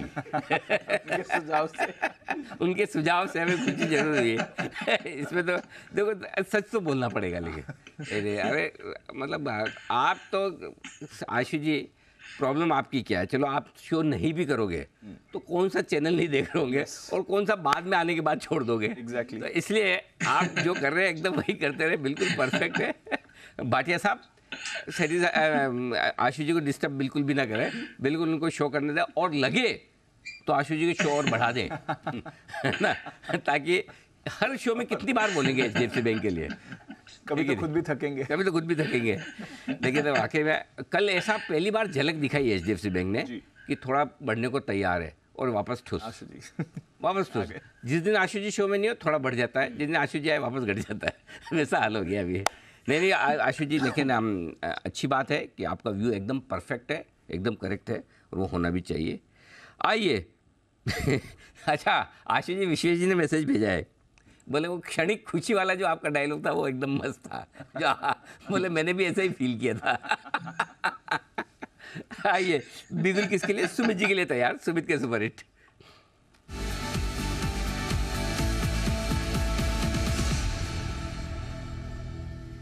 जी सुमित जी फरमाएं। अनिल जी भाई का स्टॉक अभी रडार पे आया है। स्टॉक का भी भाव चल रहा है 324 रुपए 50 पैसे, 325 रुपए, 324.50, 325। स्टॉक का नाम है NTPC। NTPC के अंदर मोमेंटम तेजी का बन रहा है। स्टॉक पिछले 6-7 दिनों की गिरावट के बाद अब ऊपर का मूव का शुरुआत कर रहा है, और वापस से यहां से एक बढ़िया मूव ऊपर की तरफ दिखाने को तैयार है। खरीदारी करें, जिन्होंने ले रखा है वो लोग होल्ड करें। स्टॉक का जो नीचे में चार्ट्स के ऊपर सपोर्ट दिखाई दे रहा है 318 रुपए, 319 रुपए के पास है, तो 318 के स्टॉप लॉस से NTPC में खरीदारी करके चलने का सलाह रहेगा।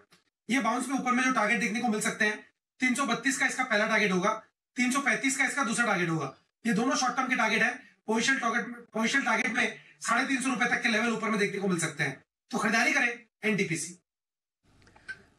खरीदारी करके चलिए NTPC। पावर स्टॉक्स वापस मोमेंटम में आ रहे हैं आपके लिए इस समय। सारे पावर स्टॉक्स में आज एक अच्छा रीबाउंड आया है, और पावर लेंडर्स REC PFC यहाँ पर भी आपको एक बाउंस बैक आते हुए दिख रहा है। 21,800 निफ्टी ने क्रॉस कर लिया है, 46,000 के ऊपर बैंक निफ्टी अब आपको कंफर्टेबली ट्रेड करते हुए दिख रहा है। शार्प रिबाउंड बाजार में आपको आते हुए दिखा, और इनफैक्ट एचडीएफसी बैंक पर भी रखिएगा नज़र, हालांकि अभी भी नेगेटिव टेरिटरी में, बट निचले स्तरों से इस पर भी आपको सुधार दिख रहा है। बैंक निफ्टी तो आपका ऑलरेडी 600 पॉइंट ऊपर है ही, तो बैंक्स में एक बढ़िया तेजी बन रही है। बट एक और बाजार का स्पेस जहां पर आज एक रिबाउंड आया है वो है आपके पीएसयू शेयर्स। अनिल जी से ऑलरेडी बात चली रही थी 2 दिनों से इस पर। जेफरीज की भी एक काफी बुलिश रिपोर्ट आई है, उन्हें भी पूरा भरोसा है कि आगे जाकर और री रेटिंग हो सकती है इन काउंटर्स की। आइए जरा समझते हैं क्या कहना है जेफरीज का इनकी रिपोर्ट्स में, क्यों पसंद है उन्हें पीएसयू शेयर्स। वरुण बताइए। तो दीप, जेफरीज बेसिकली सुपर बुलिश है पीएसयू कंपनियों पे, और इनका कहना है कि निफ्टी के मुकाबले अगर आप देखेंगे तो पीएसयू कंपनी में आगे काफ़ी बेहतर प्रदर्शन देखने आपको मिल सकता है।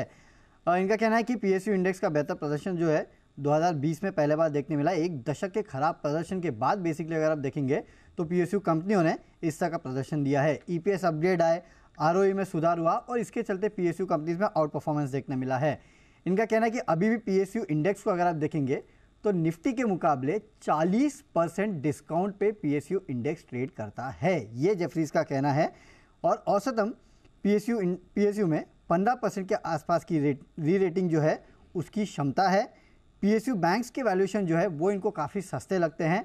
प्राइस टू बुक वैल्यू वैसे भी आप देख लीजिए 1 के आसपास सबके सब ट्रेड कर रहे हैं। इनका कहना है कि करीब 25 से 30% के आसपास की री रेटिंग जो है आपको पीएसयू बैंक्स में देखने मिल सकती है। फंडामेंटल्स पीएसयू के काफ़ी अच्छे हैं। आरओईज एक ज़माने में 4 से 6% के आसपास रहते थे, वो अब बढ़ के 12 से 13% के आसपास आ चुके हैं। इनफैक्ट सरकार का भी फोकस पीएसयूज पे है, और यहाँ पे वैल्यू मैक्सिमाइजेशन का जो फोकस है उसका बड़ा फ़ायदा पीएसयूज को आगे मिल सकता है। तो पीएसयूज लगातार 2 दिन से हम देख रहे थे कि काफ़ी डर था, पेसिमिज्म का माहौल था पीएसयूज को लेके, लेकिन जेफरीज यहाँ पे बुलिश है। वैल्यूएशन के लिहाज से इनको पीएसयूज इतने रनअप के बाद अभी भी काफ़ी सस्ते लगते हैं। और इनके टॉपिक बता देता हूँ दीप, वो मैं भूल गया। एसबीआई, कोल इंडिया, एनटीपीसी, ये इनके टॉपिक है। एनटीपीसी के अनुमानित ईपीएस जो है उसमें 10 से 12% के आसपास की बढ़ोतरी का अनुमान ये लगा रहे हैं, और कोल इंडिया के वैल्यूएशन इनको अभी भी सस्ते लगते हैं, और डिविडेंड डील तो इसकी हमेशा रही ही है।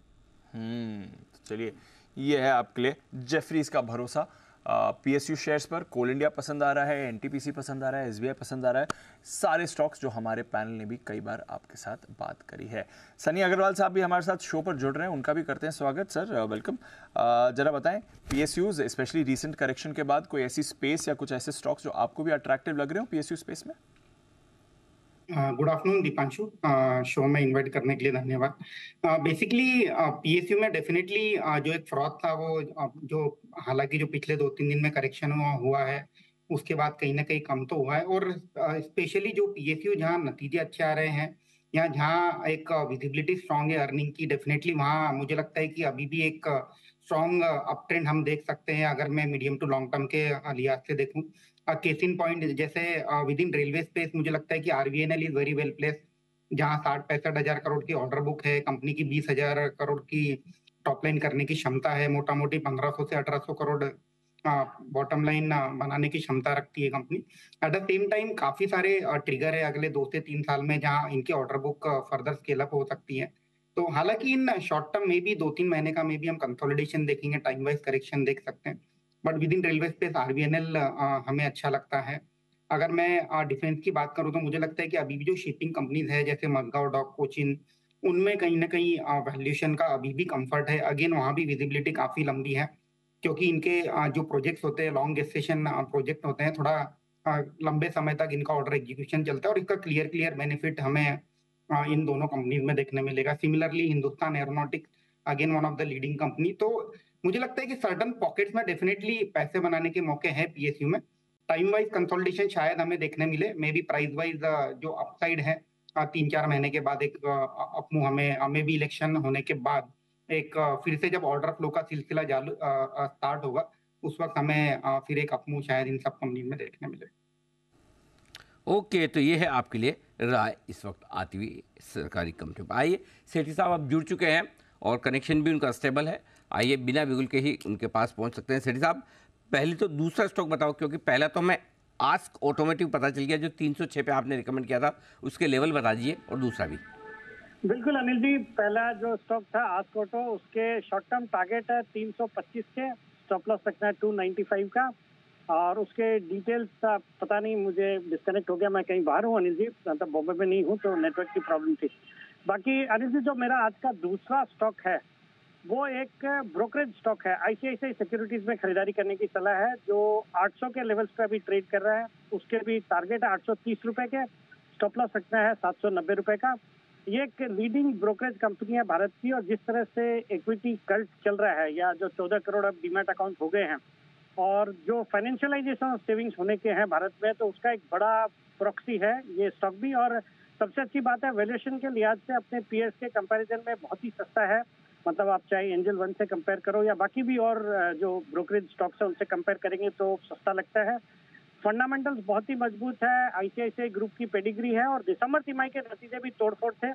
मुझे लगता है इस जो करेक्शन में ये स्टॉक भी थोड़ा करेक्ट हुआ ऊपरी लेवल से, एक अच्छा मौका है खरीदारी करने का। तो खरीदारी करनी है आईसीआईसीआई सिक्योरिटीज में for a short term target of 830, stop loss of 79। Okay, तो ये है आपके लिए आस्क ऑटोमोटिव, 295 का स्टॉप लॉस, 325 का टारगेट, और आईसीआईसीआई सिक्योरिटीज 790 का स्टॉप लॉस, 830 का टारगेट। इन दोनों में खरीदारी करने की राय आपके लिए आती हुई सेठी साहब की तरफ से इस वक्त आपके लिए। धन्यवाद सेठी साहब, फाइनली कनेक्शन हो गया। बिल्कुल सेठी साहब। और सेठी साहब आप है फोन लाइन पे, रख दिया फोन? हाँ हूँ, नहीं हूँ अनिल जी, अभी नहीं कटा है। अब मैं एक्चुअली होटल रूम से बाहर ही आ गया हूँ ओपन में अनिल जी। अच्छा, वेरी नाइस, ओके। अच्छा, ये आशु जी कह रहे थे कि आप सबको, जो सब बुजुर्ग लोग हैं उनको तो बसंत पंचमी की शुभकामनाएं दे रहे हैं, बाकी जो बेचलर्स हैं उनको आप वैलेंटाइंस डे की शुभकामनाएं। ऐसा भेदभाव क्यों भाई? नहीं Anil ji, happy Valentine day to you, to नहीं, मेरे को जरूरत है, आशु जी को दो, आशु जी बुरा फील कर रहे हैं। आशु जी को happy Valentine day Anil ji, आशु जी को गलती हो गई। ओके आशीष जी, एक चीज मैंने नोटिस की है, सेठी साहब दुनिया भर से लड़े, आपसे कभी उलझते नहीं है, पता नहीं है, जब भी होता पतली गली से निकल जाते हैं, जाने दो। ऐसा क्यों सेठी साहब, ऐसा क्यों? अनिल जी, कई चीजें होती है ना जहाँ अपनी मान लो तो खत्म करो अनिल जी, क्योंकि अल्टीमेटली 10 मिनट आर्ग्यूमेंट करने के बाद भी यही करना होगा ना। खौफ तो है आशीष जी का है पूरा। भाटिया साहब कह रहे हैं कि आशीष जी को 15 दिन, और 15 दिन आशीष जी ने ब्रेक ले लिया ना, सारा खौफ धरा रह जाएगा, फिर बाद में लोग बोले यार क्या है, भूल जाएंगे। हाँ भूल जाएंगे। इसलिए आशीष जी ये सब चक्कर में पढ़ना मत, आप कोई कुछ भी बोले ना, आप तो बिल्कुल आते रहो, बढ़ा लो और लगे मौका तो प्रिंसेस। धन्यवाद सेठी साहब। आइए, जय ठक्कर भी हमारे साथ जुड़ चुके हैं और उनकी तरफ से एक कॉल भी आ रहे हैं, बिगुल से करते हैं जय का स्वागत।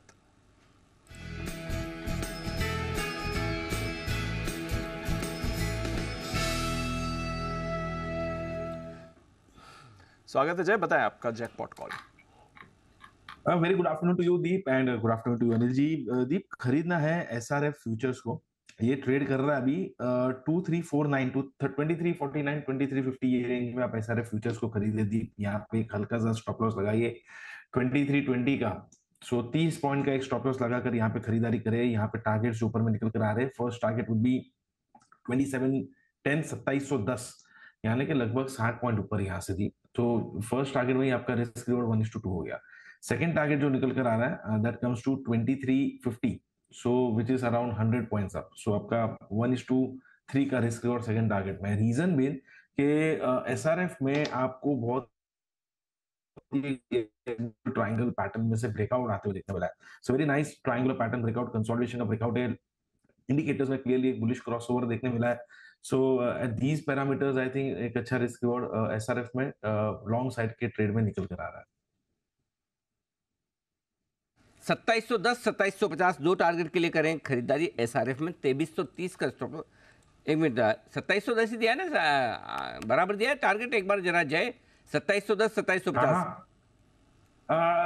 2410 2450 लगा ही मुझे यार, आफ्टरनून वाली नींद हुई नहीं जय की। नहीं नींद हुई है, चाय नहीं मिली। अनिल जी नहीं, नींद तो दोपहर को नहीं सोता नहीं अनिल जी, मेरे को आदत ही नहीं, संडे को भी नहीं सोता। संडे को तो सो नहीं पाते, नहीं, सेंटेंस प्रॉपर फ्रेम करो।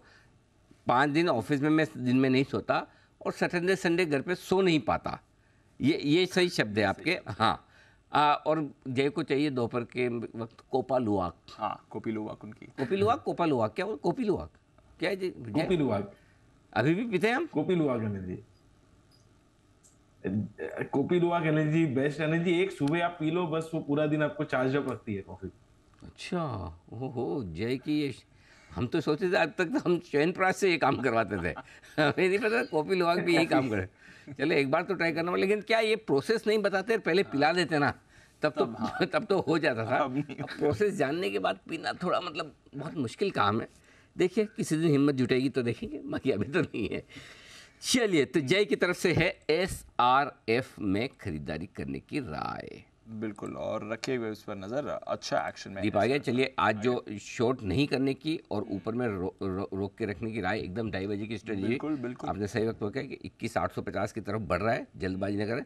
और आज का हाई बैंक निफ्टी का आप देख लीजिए, वो बोलते हैं समय मिला लीजिए, सुबह के ठीक इतने बजने वाले हैं, लेवल मिला लीजिए। निफ्टी बैंक का हाई 46,175 का टारगेट, हाई मिला लीजिए 46,170। Sign seal delivered, perfect, done for the day. Bank Nifty, thank you very much, done for the day, धन्यवाद। अब बैंक निफ्टी से हमारा कोई गिला शिकवा नहीं, कुछ नहीं, अब हम देखेंगे भी नहीं। अब 46,300 हो जाए तो हो जाए, वापस 45,900 हो जाए तो हो जाए, डन फॉर द डे, काम हो गया आज का, डन, पूरा मुनाफा बुक। अब इससे ज़्यादा क्या बच्चे की जान लोगे? 46,175 बोल के 46,170 होता है, डन। निफ्टी भी हमारा 21,850 तक पहुंच चुका है। शॉर्ट अभी भी नहीं करेंगे। आज पहली बार मैं बोल रहा हूँ, हमेशा मैं बोलता हूँ ट्रेडिंग रेंज के हाई रेंज पे हिम्मत करके शॉर्ट करिए। आज नहीं, क्यों नहीं दीप, उसका भी बात समझिए। दो चीज़ें, एक ग्लोबल सपोर्ट आ जाएगा आपको, ऐसा लग रहा है, क्योंकि कल है ना इन्फ्लेशन के नंबर पे अमेरिका का रिएक्शन थोड़ा ज़्यादा हो गया, एक रिकवरी आ सकती है, क्योंकि यूरोप उस रिकवरी के संकेत दे रहा है, बाकी ग्लोबल ख़राब नहीं हुए, तो इसलिए एक ये। दूसरा मज़ा क्या हो गया कि बैंक निफ्टी 2 दिन से क्यों बढ़ रहा है, क्योंकि शॉर्ट कवरिंग आ रही थी। आज जो ये सब कुछ हुआ तो बैंक निफ्टी की तो वीकली एक्सपायरी हो जाएगा, निफ्टी की कल की शॉर्ट कवरिंग बाकी है। निफ्टी की बाकी है, इसलिए हम निफ्टी पर कल तक के लिए पॉजिटिव हो रहे हैं, इसलिए आज हम शॉर्ट करने की राय नहीं दे रहे। नहीं तो मैं आराम से आपको कल भी बोला था ट्रेडिंग रेंज के हाई रेंज पे, आज सुबह भी बोला था, लेकिन जहाँ से कुछ चीज़ें और डेटा बदलते हुए दिख रहे हैं। अब आपको बताऊँ, बैंक निफ्टी का पोर्टफोलियो रेशियो 1.35 है, निफ्टी का अभी भी 1 के नीचे, तो निफ्टी और बहुत है भी नहीं, तो थोड़ी जगह, इसलिए हम निफ्टी को अभी शॉर्ट करने की राय नहीं देंगे। बैंक निफ्टी भी शॉर्ट करने की राय नहीं दे रहा हूँ, लेकिन फ्रेश नहीं खरीदना है। 46,175, 46,306 का हाई हमने बनाया था, ये बनाया था बजट के दिन का हाई, 46,306 बजट के दिन जी। उसके बाद बजट के नेक्स्ट 46,892 900 का वो एक दिन जो बना, तो 46,300 के ऊपर अगर बैंक निफ्टी बंद हो जाता है तो फिर भी हम मानेंगे कि 600-700 पॉइंट की और जगह खोल रहा है। सही बात है। लेकिन मुझे नहीं लगता है 46,300 के ऊपर बंद होगा, अगर हो जाएगा तो फिर 320 की स्ट्रेटजी है। Got it sir. चलिए, ये है इस समय बाजार का मूड, और बैंक्स के साथ साथ आपको mid cap, small cap, PSUs पर भी अनिल जी की सलाह आई थी, इनफैक्ट कल ही आ गई थी, एक बार देख लेते हैं वहां पर भी क्या कहा गया था। I think correction is almost done, okay, almost done. अब यहाँ से मुझे डाउन साइड रिस्क कम लगती है, स्पेशली वो PSUs जो बेहतर और बड़ी क्वालिटी के 20-25% काफ़ी घटे हैं। तो मेरे ख्याल से अब यहाँ पर बेचना गलती होगी, बेचना नहीं। अगर आप अटके पड़े हैं तो थोड़ा ऊपर का इंतजार करें, वापस एक मौका देगा आपको मार्केट, वहाँ प्रॉफिट बुक है। इसलिए सुबह भी मैंने बोला अगर अब तक नहीं बेचे तो अब मत बेचिए। ओहो, जबरदस्त खरीदारी सरकारी कंपनियों में, सारे PSUs बैक है। और आज सुबह हम बात कर रहे हैं PSU वापस आ रहे हैं, कल से हम दोपहर से आपको PSU फिर से खरीदारी करने की राय दे रहे हैं। देख लीजिए दोनों ही तरफ, जब गिरावट शुरू हुई 4 दिन तक लगातार आपको कहा सरकारी कंपनियों में सावधान हो जाइए, जब वापस से खरीदारी शुरू हुई तब भी आपको एकदम क्लियर कट बताया है। ओके, ये है आपके लिए पूरा view Nifty, bank Nifty, mid cap, small cap, PSU सब पर आप बढ़िया एक्शन इस समय देख रहे हैं। आइए वागले साहब के पास चलते हैं, और एक कॉल वागले साहब की तरफ से भी, वागले का वंडर।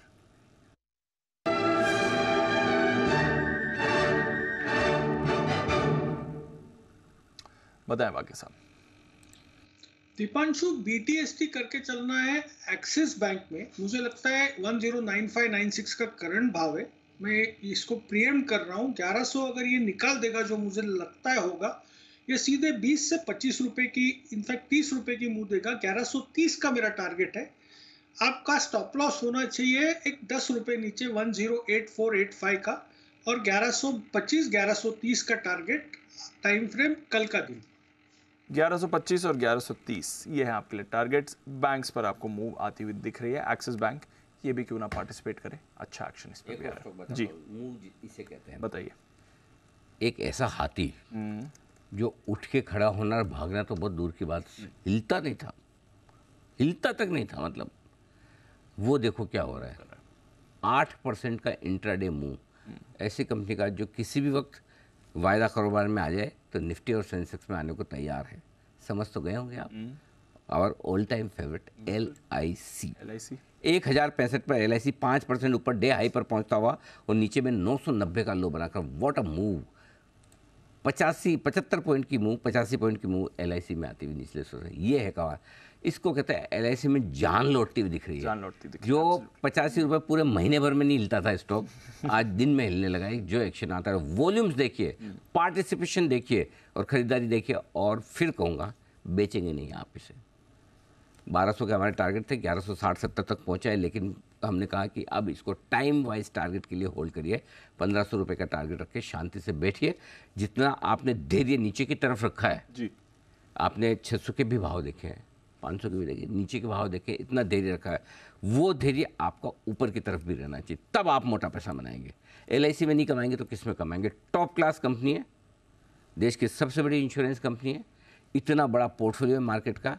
मार्केट की तेजी का सबसे बड़ा फायदा गवर्नमेंट ऑफ इंडिया के बाद अगर किसी को है तो वो LIC को है। सबसे ज़्यादा वेल्थ उनकी बन रही मतलब आपकी बन रही, शेयर होल्डर्स की। इसलिए प्लीज़ होल्ड करिए। जब आपने बुरे समय में नीचे भाव देख के इतने दुखी हुए तो थोड़े उतने समय खुशी भी तो बनाइए, बिल्कुल बढ़ेगा। इसलिए होल्ड रखिए पोर्टफोलियो में, होल्ड रखें पोर्टफोलियो में। बिल्कुल। चलिए, LIC पर आपको एक्शन दिख रहा है। सनी जी से पूछे भी, अगर कोई इंश्योरेंस स्टॉक जो उन्हें पसंद आ रहा हो लाइफ इंश्योरेंस स्पेस से, सर बताएं, क्योंकि HDFC लाइफ कल बजिंग था, SBI लाइफ में भी थोड़ा एक्शन आया था, नतीजे इनके कुछ खास नहीं रहते बट उसके बाद एक्शन में आ रहे हैं। एंड ऑफ कोर्स आज LIC पर भी अच्छी मूव आ रही है सर।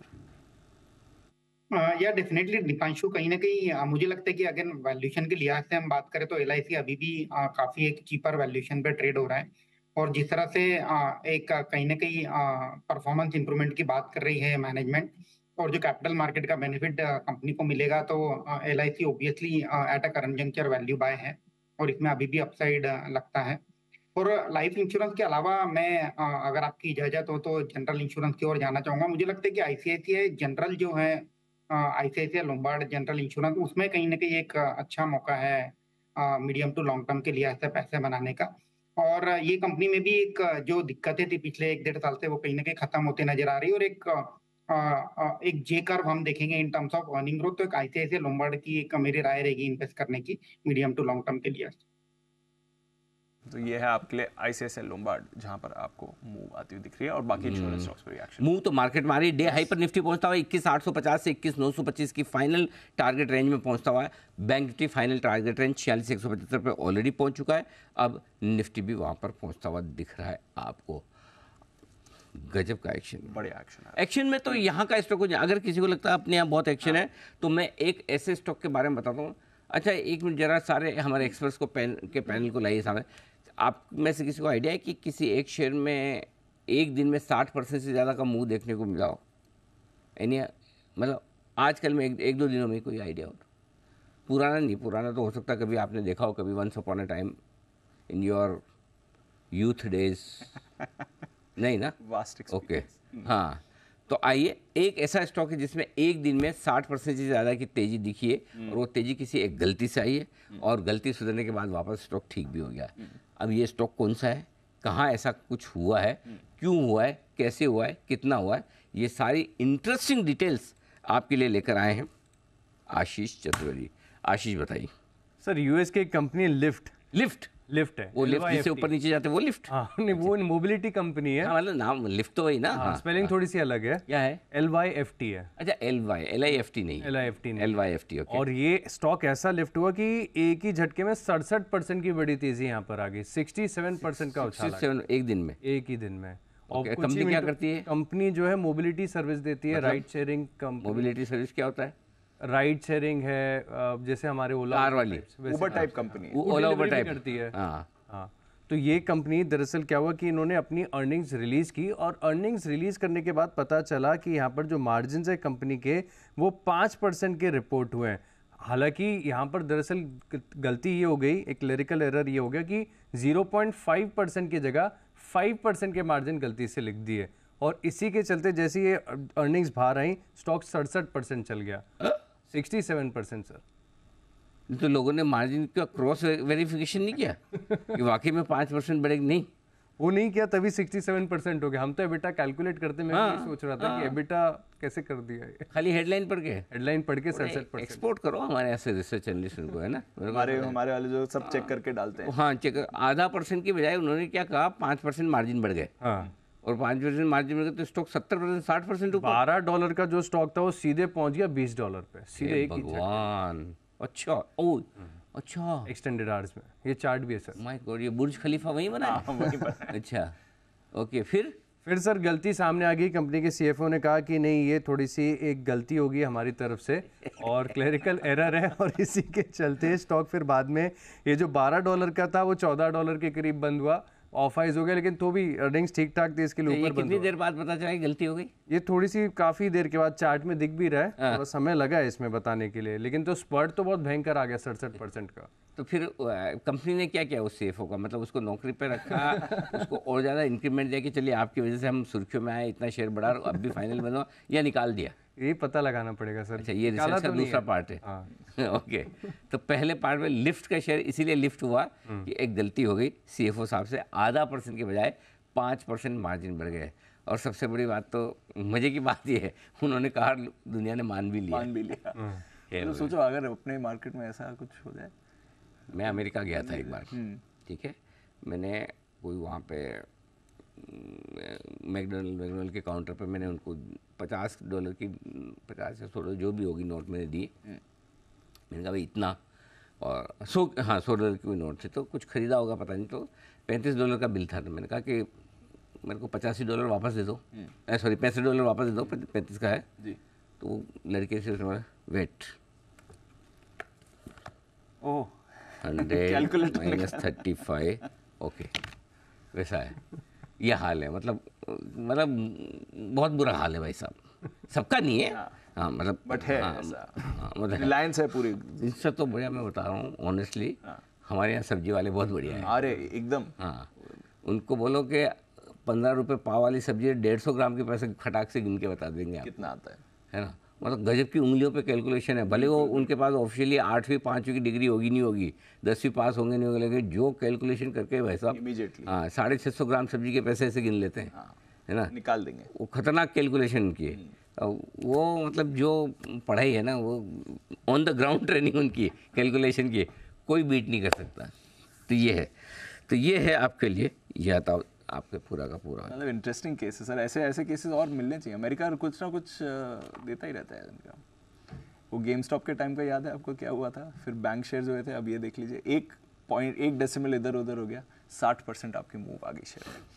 चलिए, ये है आपके लिए पूरा एक्शन। अमेरिकी बाजारों में भी कुछ इंटरेस्टिंग मूव, ध्यान रखिए ऐसा गलती होती रहती है।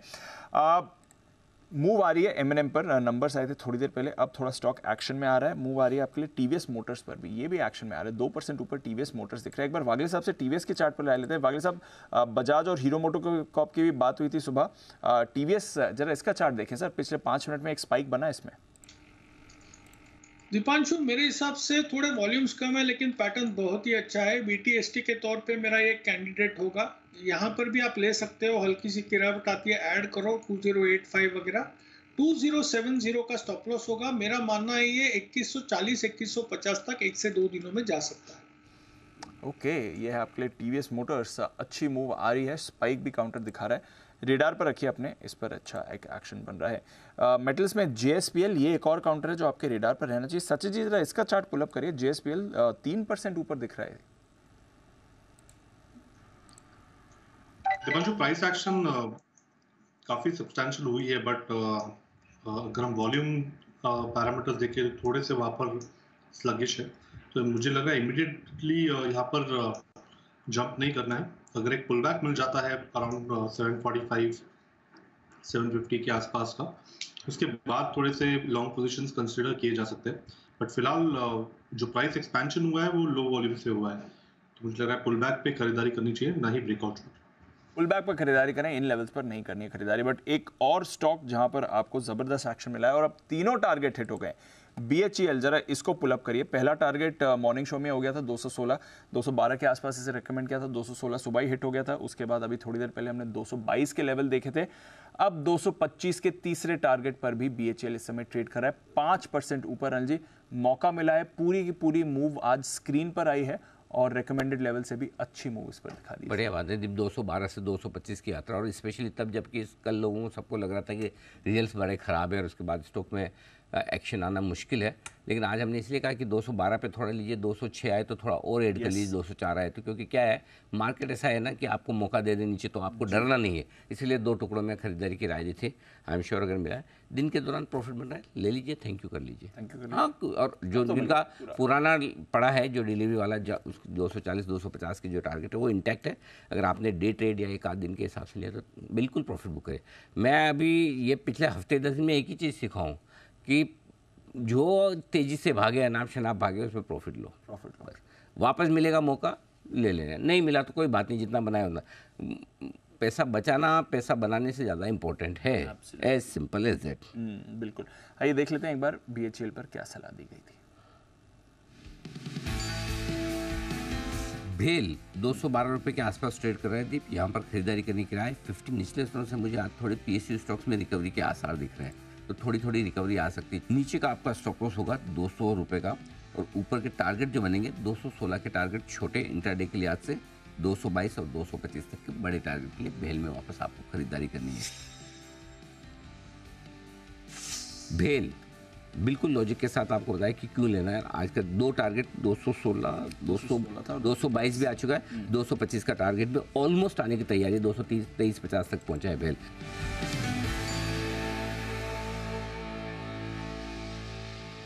तीनों target hit, sign seal and deliver. अगर आप चाहें अब आप मुनाफा बुक कर सकते हैं। डिलीवरी लिए तो अलग बात है, पर अगर ट्रेडिंग पोजीशन लिए तो मुनाफा जरूर बुक करिए। बी लेटर का एक और स्टॉक जहां पर आज सुबह बात हुई थी, बॉश खरीदारी की भी राय थी स्टॉक ऑफ द डे। सुबह थोड़ा गैप डाउन पर खुला था कमजोरी के साथ, बट उसके बाद शानदार रिकवरी बॉश पर आती हुई दिखी है। 27,350 तक के लेवल्स इस पर आपको आते हुए दिखे, तो इस पर भी तीनों लेवल्स आपको आते हुए दिखे हैं। सुबह की नरमी के बाद जबरदस्त मोमेंटम इस काउंटर ने पकड़ा है, 3% ऊपर है। हिंदुस्तान कॉपर, इसकी भी बात की थी, और सुबह जब अनिल जी ने कहा था कि एक गैप डाउन होगा इसमें, बट उस गैप डाउन के बाद और बेचना नहीं है, वहां से मौका मिलेगा। देखिए बिल्कुल वैसा ही इस काउंटर पर भी आपको होते हुए दिखा है। जबरदस्त एक्शन में ये भी आया है, करीब 25 रुपए का स्विंग इसमें भी दिखा है, 3.5% ऊपर डेज हाई पर हिंदुस्तान कॉपर भी ट्रेड कर रहा है। तो बढ़िया मूव इन काउंटर्स में आज आपको आती हुई दिखी है। आइए सुमित जी के पास चलते हैं और लेते हैं एक सुमित का सुपर हिट।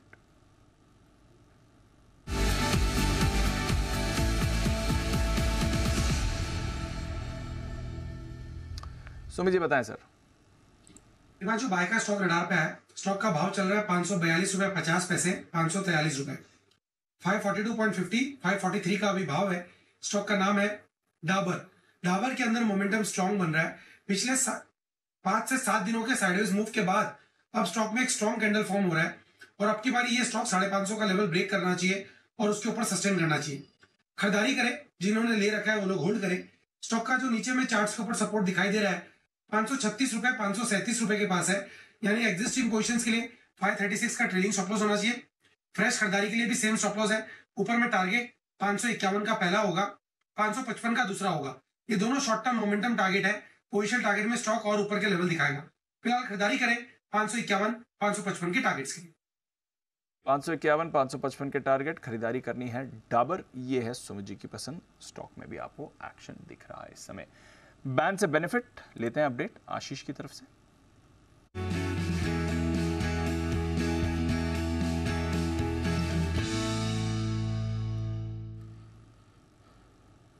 तेरह स्टॉक से आशीष बैन के बताएं क्या कुछ बदलाव होने वाले हैं। लंबी हो जाएगी लिस्ट थोड़ी सी, और 13 की जगह अब आपको 14 स्टॉक देखेंगे। पहले बता देता हूं कि कोई भी स्टॉक ऐसा नहीं है जो पोजीशन जिसकी 80% से कम हो, यानी बाहर कोई भी नहीं निकल रहा है। सबसे लीस्ट पोजीशन, सबसे कम पोजीशंस भी आप देखें तो पीएनबी की हैं 81.8% है, अभी तक 80% से नीचे नहीं आई है। बायोकॉन यहाँ पर 83% है, तो निकलने का सवाल नहीं है। बाकी सब जो स्टॉक्स हैं इनका अपडेट नहीं दे पाऊंगा, लंबी लिस्ट है, पोजीशंस भी ज़्यादा है। लेकिन एंट्री करने के लिहाज से आप देखें हिंदुस्तान कॉपर है, यहाँ पर काफ़ी बड़ा मूव देखने को मिला है, काफ़ी ऑफलोज भी हुआ है ये स्टॉक। पोजीशन है अभी 102.4% यानी 95% के आंकड़े को काफ़ी अच्छी तरीके से क्रॉस कर लिया, निश्चित कर लिया कि हिंदुस्तान कॉपर आपको बैन में दिखेगा। तो आज जो 13 स्टॉक की लिस्ट है आपके पास बैन में, कल ये 14 हो जाएगी। ओके, बैन में आ रहा है हिंदुस्तान कॉपर, रखिए इस पर नजर। अभी 2 दिन पहले आई थिंक बैन से, आज ही बैन से बाहर आया था, आज ही बैन से बाहर आया था और वापस एंट्री के लिए तैयार है। बाहर आने के लिए और कोई स्टॉक नहीं है? बाहर आने के लिए कोई भी नहीं है। पीएनबी 81.8% है। वैसे समय हमारे पास अच्छा खासा 16 मिनट का बचा हुआ है, लेकिन पोजीशन यहाँ पर अभी भी 80% से नीचे नहीं है। ओके, तो ये है आपके लिए हिंदुस्तान कॉपर जो बैन में आने की तैयारी इस समय दिखा रहा है। देखते हैं इस पर कैसा एक्शन बनेगा, बट काफ़ी मूव आज आई है इसमें नतीजों के साथ लेकर भी। एनएमडीसी एक और मेटल काउंटर जहां पर मूव अच्छी दिख रही है, इस पर भी रखिएगा नजर। कोल इंडिया ये भी अच्छे एक्शन में आपको दिखाए। एक बार सनी जी से कोल इंडिया पर राय लेते हैं। सर बताएं, थोड़े दिन पहले नतीजे भी इसके आए थे, नतीजे तो दमदार रहे थे कोल इंडिया, कल नतीजों पर अच्छा रिएक्शन भी दिखा रहा था एक बार के लिए स्टॉक। जरा राय दें कोल इंडिया आज क्या करना है? या डेफिनेटली दीपांशु जी, कोल इंडिया के नतीजे काफी अच्छे आए थे और मुझे लगता है कि इसमें लॉन्ग रहने की सलाह रहेगी। बेसिकली इनकी जो वॉल्यूम ग्रोथ है अगले 2 साल में मुझे लगता है कि 1000 मिलियन टन का जो वॉल्यूम है कंपनी आराम से अचीव कर लेगी। दूसरी चीज, कहीं ना कहीं जो अंडरग्राउंड माइन पे इन्होंने जो शटडाउन किया है उसका जो कॉस्ट सेविंग का बेनिफिट है वो कंपनी में आते हुए दिखेगा। At the same time valuation काफी रिजनेबल है। Dividend yield at current market price भी 5 से 6% है और at the same time indirect play है पावर के लिए। तो अल्टीमेटली आपको थर्मल पावर प्लांट चलाना है या सीमेंट फैक्ट्री चलाना है तो कोल इंडिया ही आपका एक मेन फ्यूल का सोर्स है। तो मुझे लगता है कि बने रहना चाहिए और जो इन्वेस्टर फ्रेश मनी डिप्लॉय करना चाहते हैं वो डिप्लॉय कर सकते हैं with a price target of 525 550 और the period of next 6 to 12 month. Okay, ये है आपके लिए कोल इंडिया, इस पर रखिए नजर। डिप पर ऐड भी कर सकते हैं, स्टॉक अच्छे एक्शन में आपको आते हुए दिखेगा। एसजेवीएन, इस पर भी एक बाउंस बैक है। अभी कुछ दिन पहले जब पीएसयू मेल्टडाउन आया था तो एक बार के लिए 20% का लोअर सर्किट भी इसने हिट किया था। उसके बाद कल रिकवरी थी, आज और अच्छी रिकवरी दिख रही है। Sumit ji, SJVN I think almost वो लेवल्स रिकवर कर रहा है जहां से बड़ी गिरावट आई थी। 120 के ऊपर एसजेवीएन, जरा देखें इसका चार्ट आज के लिए सर। बिल्कुल दीपांशु, पिछले 4 से 5 दिनों की गिरावट के बाद आज स्टॉक में एक अच्छे रिकवरी के संकेत है, जिसमें 10 से 12% का मूव आज इंट्राडे में देखने को मिल रहा है। स्टॉक में यहाँ से अभी वापस से ऊपर का मूव देखने को मिलेगा। एसजेवीएन में मेरे को लग रहा है कि यहाँ से आज और आने वाले दिनों के अंदर 130 का तो इमीडिएट टारगेट आएगा ही और 130 का लेवल ब्रेक होना चाहिए और 144 रुपए 145 रुपए तक के लेवल आने वाले दिनों में एसजेवीएन में देखने को मिलने चाहिए। तो पोजिशन होल्ड करें। कोई भी छोटा मोटा डिप आता है 12% की आज के मूव के बाद तो लोअर लेवल्स पे खरीदारी करें। 130 रुपए पहला टारगेट, 145 दूसरा टारगेट आने वाले दिनों के। एसजेवीएन पर रखिए नजर। एनएचपीसी, इस पर भी रखिए नजर। एक्शन में ये काउंटर भी आपको आते हुए दिख रहा है। ऑफ कोर्स एसजेवीएन जितनी बड़ी मूव नहीं है इसमें, बट स्टॉक मूवमेंट जरूर दिखा रहा है। सनी अग्रवाल साहब, कोई पावर स्टॉक जो आपके रेडार पर हो रिसेंट करेक्शन के बाद? Deepanshu, again power sector ride करने के दो तीन तरीके हैं। एक है power generation company, distribution company, power finance company. तो ऑब्वियसली मुझे लगता है कि जिस तरह से स्क्रीन पे चल भी रहा है, पावर फाइनेंस कॉर्पोरेशन एक कंपनी है जो कि अगेन एक ओनर है आरईसी की, तो जिसमें आपको पीएफसी के थ्रू आरईसी में भी प्ले करने मिलता है। At the same time valuation reasonable है, करीब 1.5 लाख करोड़ का मार्केट कैप है पीएफसी का और सिमिलर मार्केट कैप आरईसी का भी है जिसमें 50% पीएफसी होल्ड करती है। तो मुझे लगता है कि अगेन जो जिस तरह से रिटर्न पिछले 8-9 महीने में बने हैं शायद वो रिटर्न अब ना बने, तो एक फेयर वैल्यू मुझे लगता है कि पीएफसी का क्लोज टू 500-525 रुपीज होना चाहिए अगले 12 महीने के लिहाज से। तो अगेन अगर फाइनेंस कंपनी के थ्रू प्ले करना है तो एक पीएफसी है और अगर पावर जनरेशन के थ्रू ये स्टोरी राइड करनी है तो मुझे लगता है कि एनटीपीसी है, क्योंकि वहाँ एनटीपीसी में जो रिन्यूएबल एनर्जी का जो कंपनी है उसकी कहीं ना कहीं एक आगे जाके वैल्यू अनलॉकिंग होगी और इसी के चलते मुझे लगता है कि एक एनटीपीसी भी एक लॉन्ग टर्म के पोर्टफोलियो में होना चाहिए पावर सेक्टर। तो ये है आपके लिए एनटीपीसी, रखिए इसको रेडार पर, आपके पोर्टफोलियो में होना चाहिए स्टॉक। डेज हाई पर एनटीपीसी अभी आपके लिए ट्रेड कर रहा है। थोड़ी देर पहले यहाँ पर ट्रेडिंग कॉल भी आया था सुमित जी की तरफ से। कमोडिटीज में एक्शन हम देख रहे हैं। डॉलर इंडेक्स मजबूत हो गया, सोने और चांदी की चाल फीकी पड़ गई है, बाकी मेटल्स पर भी इंपैक्ट आया। एक बार जरा समझते हैं कल ये जो अमेरिकी इन्फ्लेशन डेटा के आंकड़े हैं उसके बाद कमोडिटी बाजार का क्या कुछ इंपैक्ट हुआ है, स्पेशली गोल्ड और सिल्वर पर। नेहा है हमारे साथ तैयार। नेहा बताइए। दीपांशु, हम देख रहे थे कि वैसे भी कमोडिटीज मेटल्स में तो प्रेशर था ही, लेकिन प्रेशियस मेटल्स खासे प्रेशर में आ गए हैं। सोने चांदी की बात करें, कल हमने सोने में ऑलमोस्ट 30 से 35 डॉलर का करेक्शन देखा। घरेलू बाजार में भी कई हजार रुपए का करेक्शन देखने को मिला। सिर्फ सोने में नहीं, चांदी में भी गिरावट आई है। घरेलू और अंतर्राष्ट्रीय वायदा में सोना 2 महीने के लोज पे ट्रेड कर रहा है। और कॉमिक्स पर कल जो हमने गिरावट देखी है वो ऑलमोस्ट 6 से 8 हफ्ते बाद इतनी बड़ी एक दिन की इंट्राडे गिरावट देखने को मिली है। चांदी की बात करें 70,000 के नीचे आई है। अंतर्राष्ट्रीय और घरेलू बाजार में 4 महीने के लोज पर चली गई है। प्राइमरीली जैसे आपने कहा, डॉलर इंडेक्स में जो एक बहुत तगड़ी कमबैक हमने देखी कंज्यूमर इन्फ्लेशन के आंकड़े आने के बाद, उस वजह से हमने देखा है सोने पर इतना भारी प्रेशर बना है। अमेरिकी ट्रेजरी यील्ड, इसने भी अपना प्रेशर बनाने का काम किया है। और चाइना जो कि दुनिया के बड़े गोल्ड कंज्यूमर्स में से आ जाता है, वो भी बंद है मार्केट, तो वहां से भी कोई खरीदारी नहीं हो रही है, डिमांड नहीं आ रही है। तो ये प्रमुख कारण है जिसकी वजह से हमने इतनी तेज करेक्शन आते हुए देखी। जब हमने आउटलुक के लिहाज से बात की, सिटी रिसर्च की कुछ ही समय पहले रिपोर्ट आई है, उन्होंने माना है कि आने वाले समय में थोड़ा और करेक्शन सोने में दिखेगा, 1925-50 डॉलर तक आ सकता है, लेकिन ये गिरावट खरीद का मौका होगी। उन्होंने अभी भी अपना जो रिकॉर्ड लेवल है हाई $2150 ऊपर इस साल के लिए इंटैक्ट रखा है। उन्होंने कहा थोड़ी डिप आएगी, खरीद का मौका है, स्ट्रेंथ दिखेगी। घरेलू बाजार की बात करें तो सारे एक्सपर्ट्स ने माना है कि थोड़ी करेक्शन दिखेगी, 20 से $40 तक की करेक्शन के लिए आप अंतर्राष्ट्रीय बाजार में सोने के लिए रेडी हो जाइए। घरेलू बाजार में भी 60,900 से 800 तक या 60,900 तक यहाँ सोना जा सकता है। थोड़ी और करेक्शन आ सकती है। चांदी में भी थोड़ा करेक्शन आ सकता है, 1,000-2,000 रुपए का, लेकिन वो खरीद का एक्यूमुलेशन का मौका होगी और स्ट्रेंथ वापस लौटेगी। बिल्कुल, तो ये है आपके लिए कुछ कमोडिटी बाजार का भी एक्शन जहाँ पर रखनी है नजर। शुक्रिया नेहा ये अपडेट शेयर करने के लिए। आइए 3:20 लेते हैं अनिल जी की आज की फाइनल मार्केट स्ट्रैटेजी।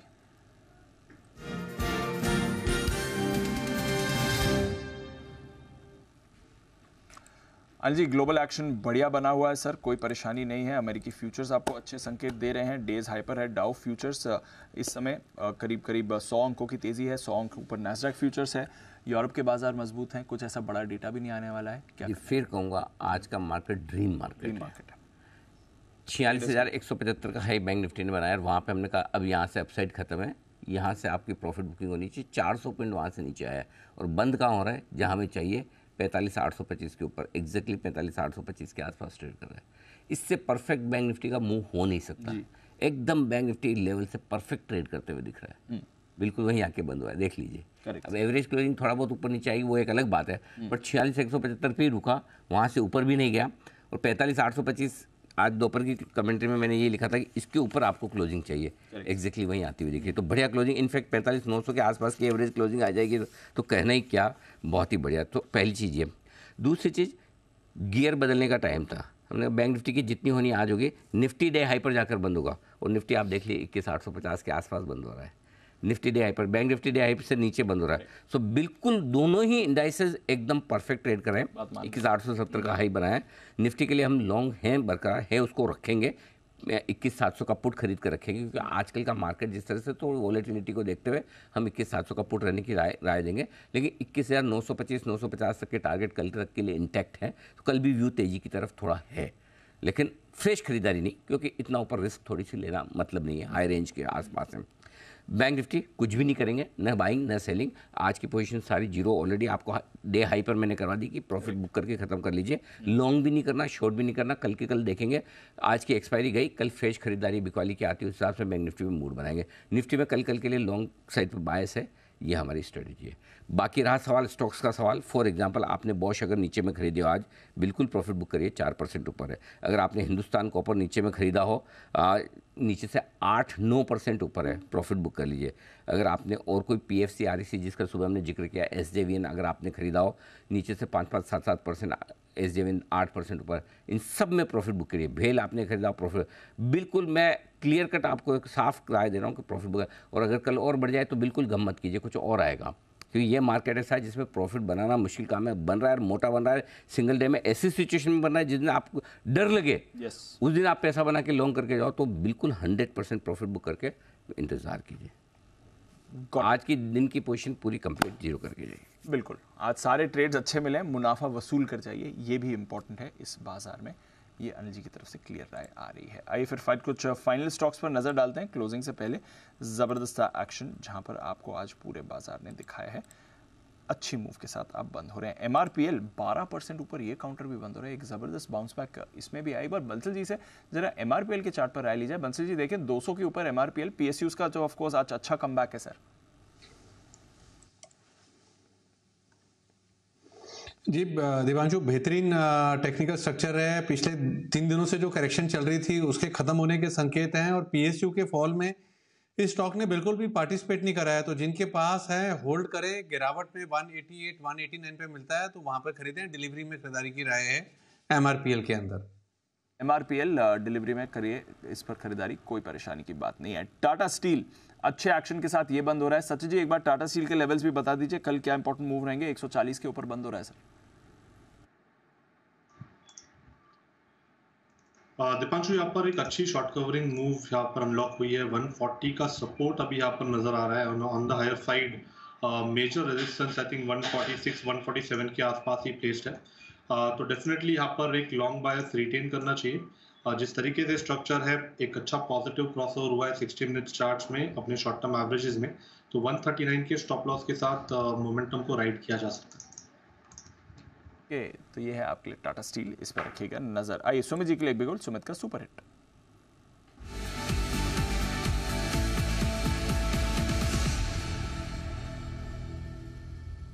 बताएं सर। दिवांशु, ऑटो सेक्टर के स्टॉक्स के अंदर मोमेंटम बन रहा है। जो स्टॉक अभी मेरे रडार पे है उसका भाव चल रहा है 2090 2092 2090 2092 का अभी भाव है। स्टॉक का नाम है टीवीएस मोटर। टीवीएस मोटर के अंदर ब्रेकआउट है। पिछले 10-15 दिनों का हाई स्टॉक अभी ब्रेक कर रहा है।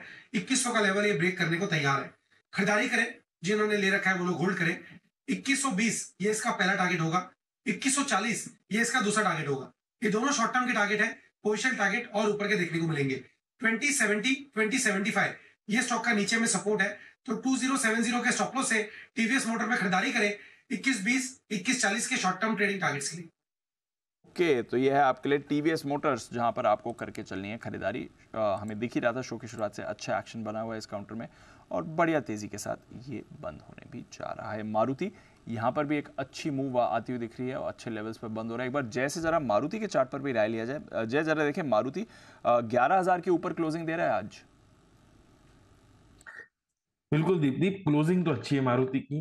डेफिनेटली अगर आप देखें तो ऑल टाइम हाई लेवल्स पर है, एंड इसके मोमेंटम इंडिकेटर्स भी काफी पॉजिटिव है। सो मारुति में एज सच जो हिसाब से ये 10,900 के ऊपर ट्रेड कर रहा है, and it continues to trade above those levels which is just 1%, 10,900 के ऊपर तो ये पॉजिटिव रहेगा दीप। इसके जो टारगेट्स ऊपर में निकल कर आ सकते हैं शॉर्ट टर्म में, या तो लेवल्स जो ये टेस्ट कर सकता है इमीडिएटली, वो 11,300 के रहेंगे। ओके, ये है आपके लिए मारुति। देखते हैं कैसा एक्शन रहेगा। ऑटोज में आज एक अच्छा बाउंस बैक जरूर दिखा है। टाटा मोटर्स भी आपके लिए एक अच्छी मूव के साथ ही बंद हो रहा है। रिलायंस इंडस्ट्रीज, वागले साहब ने यहाँ पर भी राय दी थी खरीदारी की। शो की पहली कॉल थी। वागले साहब, कैरी फॉरवर्ड करनी है कल के लिए कॉल रिलायंस की? दीपांशु, बिल्कुल मेरा मानना है 3,000 के लेवल आपको कल देखने को मिलेंगे। आप थोड़ा सा स्टॉप लॉस थोड़ा सा ऊपर 2,955 का स्टॉप लॉस और 3,000 का टारगेट, ये ट्रेड सेटअप बनता है। अगर आपने ऑलरेडी पोजीशन ले ली है तो स्टॉप लॉस थोड़ा ऊपर ले आइए, टाइट स्टॉप लॉस हो जाएगा आपका, बट परेशानी नहीं है। रिलायंस इंडस्ट्रीज अच्छे एक्शन के साथ ये भी बंद हो रहा है। बाजार की मूव में इसका भी सहारा है। इनफैक्ट आज बढ़िया ब्रेथ रही है। करीब 40 निफ्टी स्टॉक्स पॉजिटिव क्लोज हो रहे हैं, 100 पॉइंट ऊपर बंद हो रहा है। बीपीसीएल टॉप गेनर था, 7% की तेजी। बाकी ऑयल मार्केटिंग कंपनीज में भी आपने अच्छा एक्शन बनते हुए देखा है। एसबीआई रुकने का नाम नहीं ले रहा है, जबरदस्त एक्शन में आज 4.25% ऊपर। ONGC, Coal India, NTPC, Power Grid, PSU stocks का आज बाउंस बैक था, और टॉप 10 में से 7 स्टॉक्स आपके पीएसयूज हैं निफ्टी में। तो ये दिखा रहा है कितनी बड़ी स्ट्रेंथ इस स्पेस से आई है।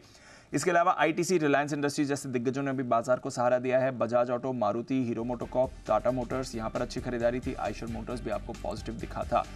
वीकनेस थी आज आईटी और फार्मा। पिछले 2 दिनों से जो मुनाफा वसूली आई है, टेक महिंद्रा, सन, डॉक्टर रेड्डीज, टीसीएस, इन्फोसिस कमजोर थे। बैंक्स अच्छी दौड़ लगाई है, बट एचडीएफसी बैंक अभी भी पार्टिसिपेट नहीं कर रहा है। नरमी के साथ ही ये बंद हुआ है। SBI life, HDFC life, Hindalco, LNT, Bharti Airtel, यहाँ पर भी आपने नरमी ही देखी है। वायदा कारोबार की तरफ आई है। 9% का उछाल आज आपको नाल्को में दिखा है। जबरदस्त नतीजों का रिएक्शन था। जी एंटरटेनमेंट में अच्छी खरीदारी थी, वोडाफोन और इंडस टावर्स आज पॉजिटिव रहे। BHEL यहाँ पर ज़बरदस्त टर्न अराउंड आया है। Bank of Baroda, SAIL, REC, NMDC, Hindustan Copper में अच्छा टर्न अराउंड था। गेल, PFC ये भी अच्छे रहे। बॉश कल नंबर्स आए थे, अच्छे थे, आज सुबह थोड़ा सुस्त था, बट उसके बाद ज़बरदस्त रिकवरी इसने भी दिखाई है। कैनरा, मनप्पुरम यहाँ पर भी एक्शन दिखाए। कैनरा बैंक दीप हमारी कल की कॉल थी और कल की कॉल में टारगेट्स आपको हासिल होते हुए दिख रहे हैं। कल हमने कैनरा बैंक कल दिया था, परसों दिया था, मैं कल मंगलवार कल दिया था जी हाँ, 543 पे दिया था और इसमें भी वही राय थी 537 आए तो और ऐड कीजिए। 530 का पहला आपका स्टॉप लॉस है, 565 का पहला टारगेट आ चुका है, 575 के दूसरे टारगेट के बेहद करीब कैनरा बैंक के फ्यूचर्स 570 के ऊपर निकले और अब भी इसे होल्ड कर सकते हैं, आप कोई चिंता की बात नहीं, बढ़िया मूव आता हुआ दिख रहा है। तो कल के 2000 और आज के 2000 दोनों ही स्टॉक टारगेट पर पहुंचे, आज के तो तीनों ही मिल गए और कैनरा बैंक में कल के जो है वहाँ पर 2 टारगेट आपके लिए हासिल हुए। एब्सोल्युटली, आपने याद दिलाया कैनरा बैंक तो एकदम मैंने नजर डाल पड़ी। बिल्कुल सर, ज़बरदस्त मूव इस पर भी आई है।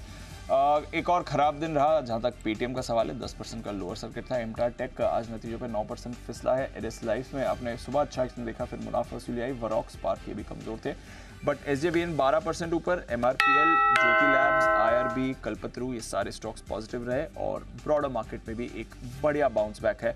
1.5% ऊपर आपका स्मॉल कैप इंडेक्स बंद हो रहा है, 1.25% ऊपर आज का आपका मिड कैप है। तो 2 दिनों से Anil ji small cap index आपका थोड़ा आउट परफॉर्म कर रहा है और ब्रॉडर मार्केट में भी बढ़िया रिवाइवल आया है and back to back positive days आपके लिए बाजार पर रहे हैं सर। आज कल की तेजी को आज बाजार आगे बढ़ाते हुए, हालांकि आज के जो स्विंग था, वॉलेटिलिटी थी, वो काफ़ी ज़्यादा थी। तो ट्रू में सच में जो एक मिड वीक सेशन दिखता है हमें बाजार का, आज वही एग्जाम्पल हमें आते हुए दिखा सर। ओके, तो ये है आपके लिए राय आज के सेशन पर पूरी की पूरी बनती हुई और फाइनली 100 पॉइंट ऊपर निफ्टी दिन के हाईएस्ट पॉइंट के करीब बंद होता हुआ 21,850 पर। देखो लेवल भी बंद कहाँ हो रहा है, 21,850 और यहाँ पर 45,917 पर बैंक निफ्टी बंद होता हुआ आपके लिए। Mid cap small cap share में शानदार रिकवरी। स्मॉल कैप इंडेक्स 1.5% मजबूत है, मिड कैप इंडेक्स 1% ज़्यादा मजबूत है। देख लीजिए, इसलिए मैं बार बार कहता हूँ कि 2-3 दिन की मंदी को पकड़ना बहुत मुश्किल काम है। तो टचवुड अच्छा था पिछला हफ्ता जी कि नीचे में 3-4 दिन जो गिरे वो भी समझ में आया, रिकवरी भी बहुत टाइम से है। और मैं फिर बता रहा हूँ, ये 2-3-4 दिन जैसे रहे हमेशा नहीं रहते, बहुत मुश्किल है। गोल्डन पीरियड है कि सारे ऊपर और नीचे के मुंह पकड़ में आए, स्टॉक्स भी पकड़ में आए। टचवुड रियली गोल्डन पीरियड है, बाकी इतना पकड़ना बहुत मुश्किल काम है, लेकिन पूरा का पूरा और फाइनली मार्केट वापस सेटल होता हुआ दिखा अच्छे लेवल पर। लेकिन अब हम कल जब लौटेंगे, वीकली एक्सपायरी है, कल हम आपको ये बताने पर फोकस करेंगे ऊपर में प्रॉफिट कहाँ बुक करना है, ये भी इम्पोर्टेंट। हाँ, क्योंकि तेजी में हमेशा तेजी लगेगी, मंदी में हमेशा मंदी लगेगी, लेकिन जिस तरह का मार्केट है ये अब थोड़ा आपको झटके लगा के पैसे बनाएगा। एक तरफा स्मूथ रैली वाला समय चला गया, तो बिल्कुल उसके लिए भी तैयार करेंगे, चिंता न करें। लेकिन आज के लिए तैयार करते हैं बाजार बंद होने के बाद का एक्शन। ग्लोबल संस्था एक्सपीरियन की माने तो भारत में 64% लोग और कंपनियां ऐसी है कि जिनके साथ हुए फ्रॉड की वजह से उनका आर्थिक नुकसान लगातार बढ़ रहा है। इन लोगों में आम लोगों से लेकर रिटायर्ड बुजुर्गों के साथ साथ बड़ी कंपनियां भी हैं। रिपोर्ट ये कहती है कि फ्रॉड के बढ़ते दायरे और उससे होने वाले वित्तीय नुकसान को रोकने के लिए अब AI आर्टिफिशियल इंटेलिजेंस और मशीन लर्निंग का सहारा लेना होगा। शाम 6 बजे इसी पर होगी हमारी खास चर्चा। क्या AI और तकनीक के जरिए फ्रॉड और उससे होने वाले नुकसान को कम किया जा सकता है? फ्रॉड की दवाई बनाएगा AI, ये हमारी खास पेशकश। अमित दुबे, जाने माने cyber expert, Deepika Singh, cyber expert और CEO डीप साइट, और Ashutosh Srivastava, advocate, Supreme Court, तीनों से होगी हमारी मुलाकात आज इस खास विषय पर। और आज ही आपको बताएंगे कि कैसे किसी के साथ दिल का कनेक्शन बनाने के साथ साथ आप बना सकते हैं फाइनेंशियल कॉम्पैटिबिलिटी भी। जी हाँ, वित्तीय तालमेल बिठाने को बहुत ज़रूरी है, जिसके साथ आप दिल का तालमेल बिठा रहे हैं। शाम 6:30 बजे यही है हमारी खास पेशकश मनी गुरु में। फाइनेंशियल सफ़र के हम सफ़र हमारे साथ होंगे Amit Kukreja, SEBI registered investment advisor, और Suranjana Borthakur, sales head, bank NND Mirae asset की। रात को 8 बजे की हमारी प्राइम टाइम स्टडी है। आप अपने फोन से कितनी देर कितने दूर रह सकते हैं? Wow, what a question. कितनी देर और कितनी देर तक दूर रह सकते हैं? ये हाँ। ताज़ा स्टडी ये कहती है कि जब तक आप इस सवाल का जवाब सोचोगे तब तक 2-4 बार आप बेवजह अपना फ़ोन उठा चुके होंगे। टिंग। और global management consulting firm BCG Boston consulting group की रिपोर्ट ये बताती है कि हर दूसरे भारतीय को बिना किसी वजह के अपने स्मार्टफोन को चेक करने की आदत पड़ी हुई है। रिपोर्ट ऐसा बताती है कि एक सामान्य यूजर दिन में करीब 70 से 80 बार बिना वजह अपना फ़ोन चेक, बिना वजह फ़ोन आया उठाया तो समझ में आता है, बिना वजह 70 से 80 बार। तो मैंने एक जगह पढ़ा भी था, वो सोशल मीडिया पे, जरा हमारे सारे एक्सपर्ट्स को लाई, उनको भी पूछता हूँ। तो उन्होंने बोला कि वो फ़ोन पे बीप आए ना आए, कभी थोड़ी बीप आए तो भी ना आए तो भी डाउट होता है हमेशा, बार बार चेक करने का, कुछ आए तो नहीं गए। वो वैसे ही हाल है कि जैसे छोटा बच्चा होता है ना, उसको मम्मी बार बार चेक करती नेपी ऐसे हाँ, रोया तो भी करना है, नहीं रोया बहुत देर से रोया नहीं, क्या हुआ है, रोया तो भी करना है। हाँ, कुणाल जी आपके साथ भी होता है ऐसा? देखिए, इससे भी यशस्वी लोग अनिल जी वो लोग हैं जिनसे आप मिलने जाएं, वो आपके सामने बैठे होते हैं। हाँ। अनिल जी बातचीत करते हुए भी बीच बीच में अपना फोन चेक करते रहते हैं और फोन में ही आंखें गड़ाए रहते हैं, बीच बीच में आपकी तरफ देखते हैं और फिर फोन में देखते हैं। हाँ। तो अनिल जी उनसे बड़ी अनिल जी कोफ्त होती है उनसे। ना ऐसे बहुत सारे लोग हैं अनिल जी। ना मैंने फोन का नहीं पूछा, मैंने नेपी का पूछा था आपके।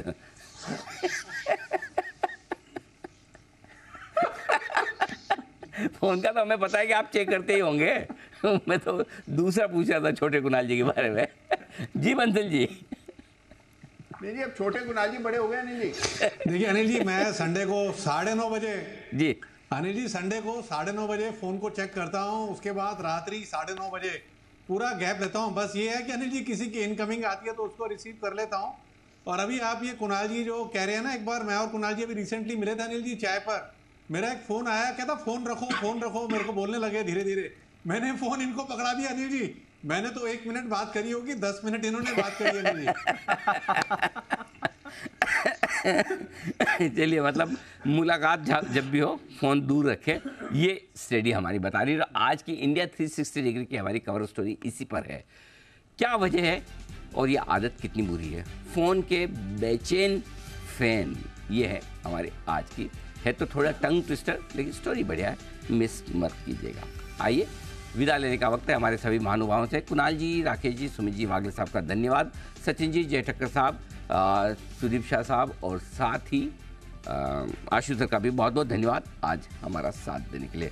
कल सुबह आप सबसे फिर होगी मुलाकात मेरी और दीप की। वीकली एक्सपायरी का दिन होगा निफ्टी पर, एक्शन भरपूर है, लाल कलर का दिन था लेकिन बंद होते रहते हरियाली आ गई। चलिए बढ़िया, अच्छा रहा वैलेंटाइन, बहुत अच्छा, फर्स्ट क्लास। तो आप आराम से एंजॉय कीजिए अपना वैलेंटाइन डे। तब तक आइए, मृत्युंजय तैयार है एक्शन को आगे बढ़ाने के लिए। Over to you Mrityunjay. उससे पहले एक मिनट फाइनल क्लोजिंग दे दूं। 21,840 निफ्टी पर 96 पॉइंट ऊपर, बैंक निफ्टी 405 पॉइंट ऊपर 45,900 पर, और मिड कैप स्मॉल कैप शेयरों में 1% से ज़्यादा की रही तेजी। बढ़ने वाले शेयर शानदार, घटने वाले कम, 350 अंकों पर सेंसेक्स। Over to you.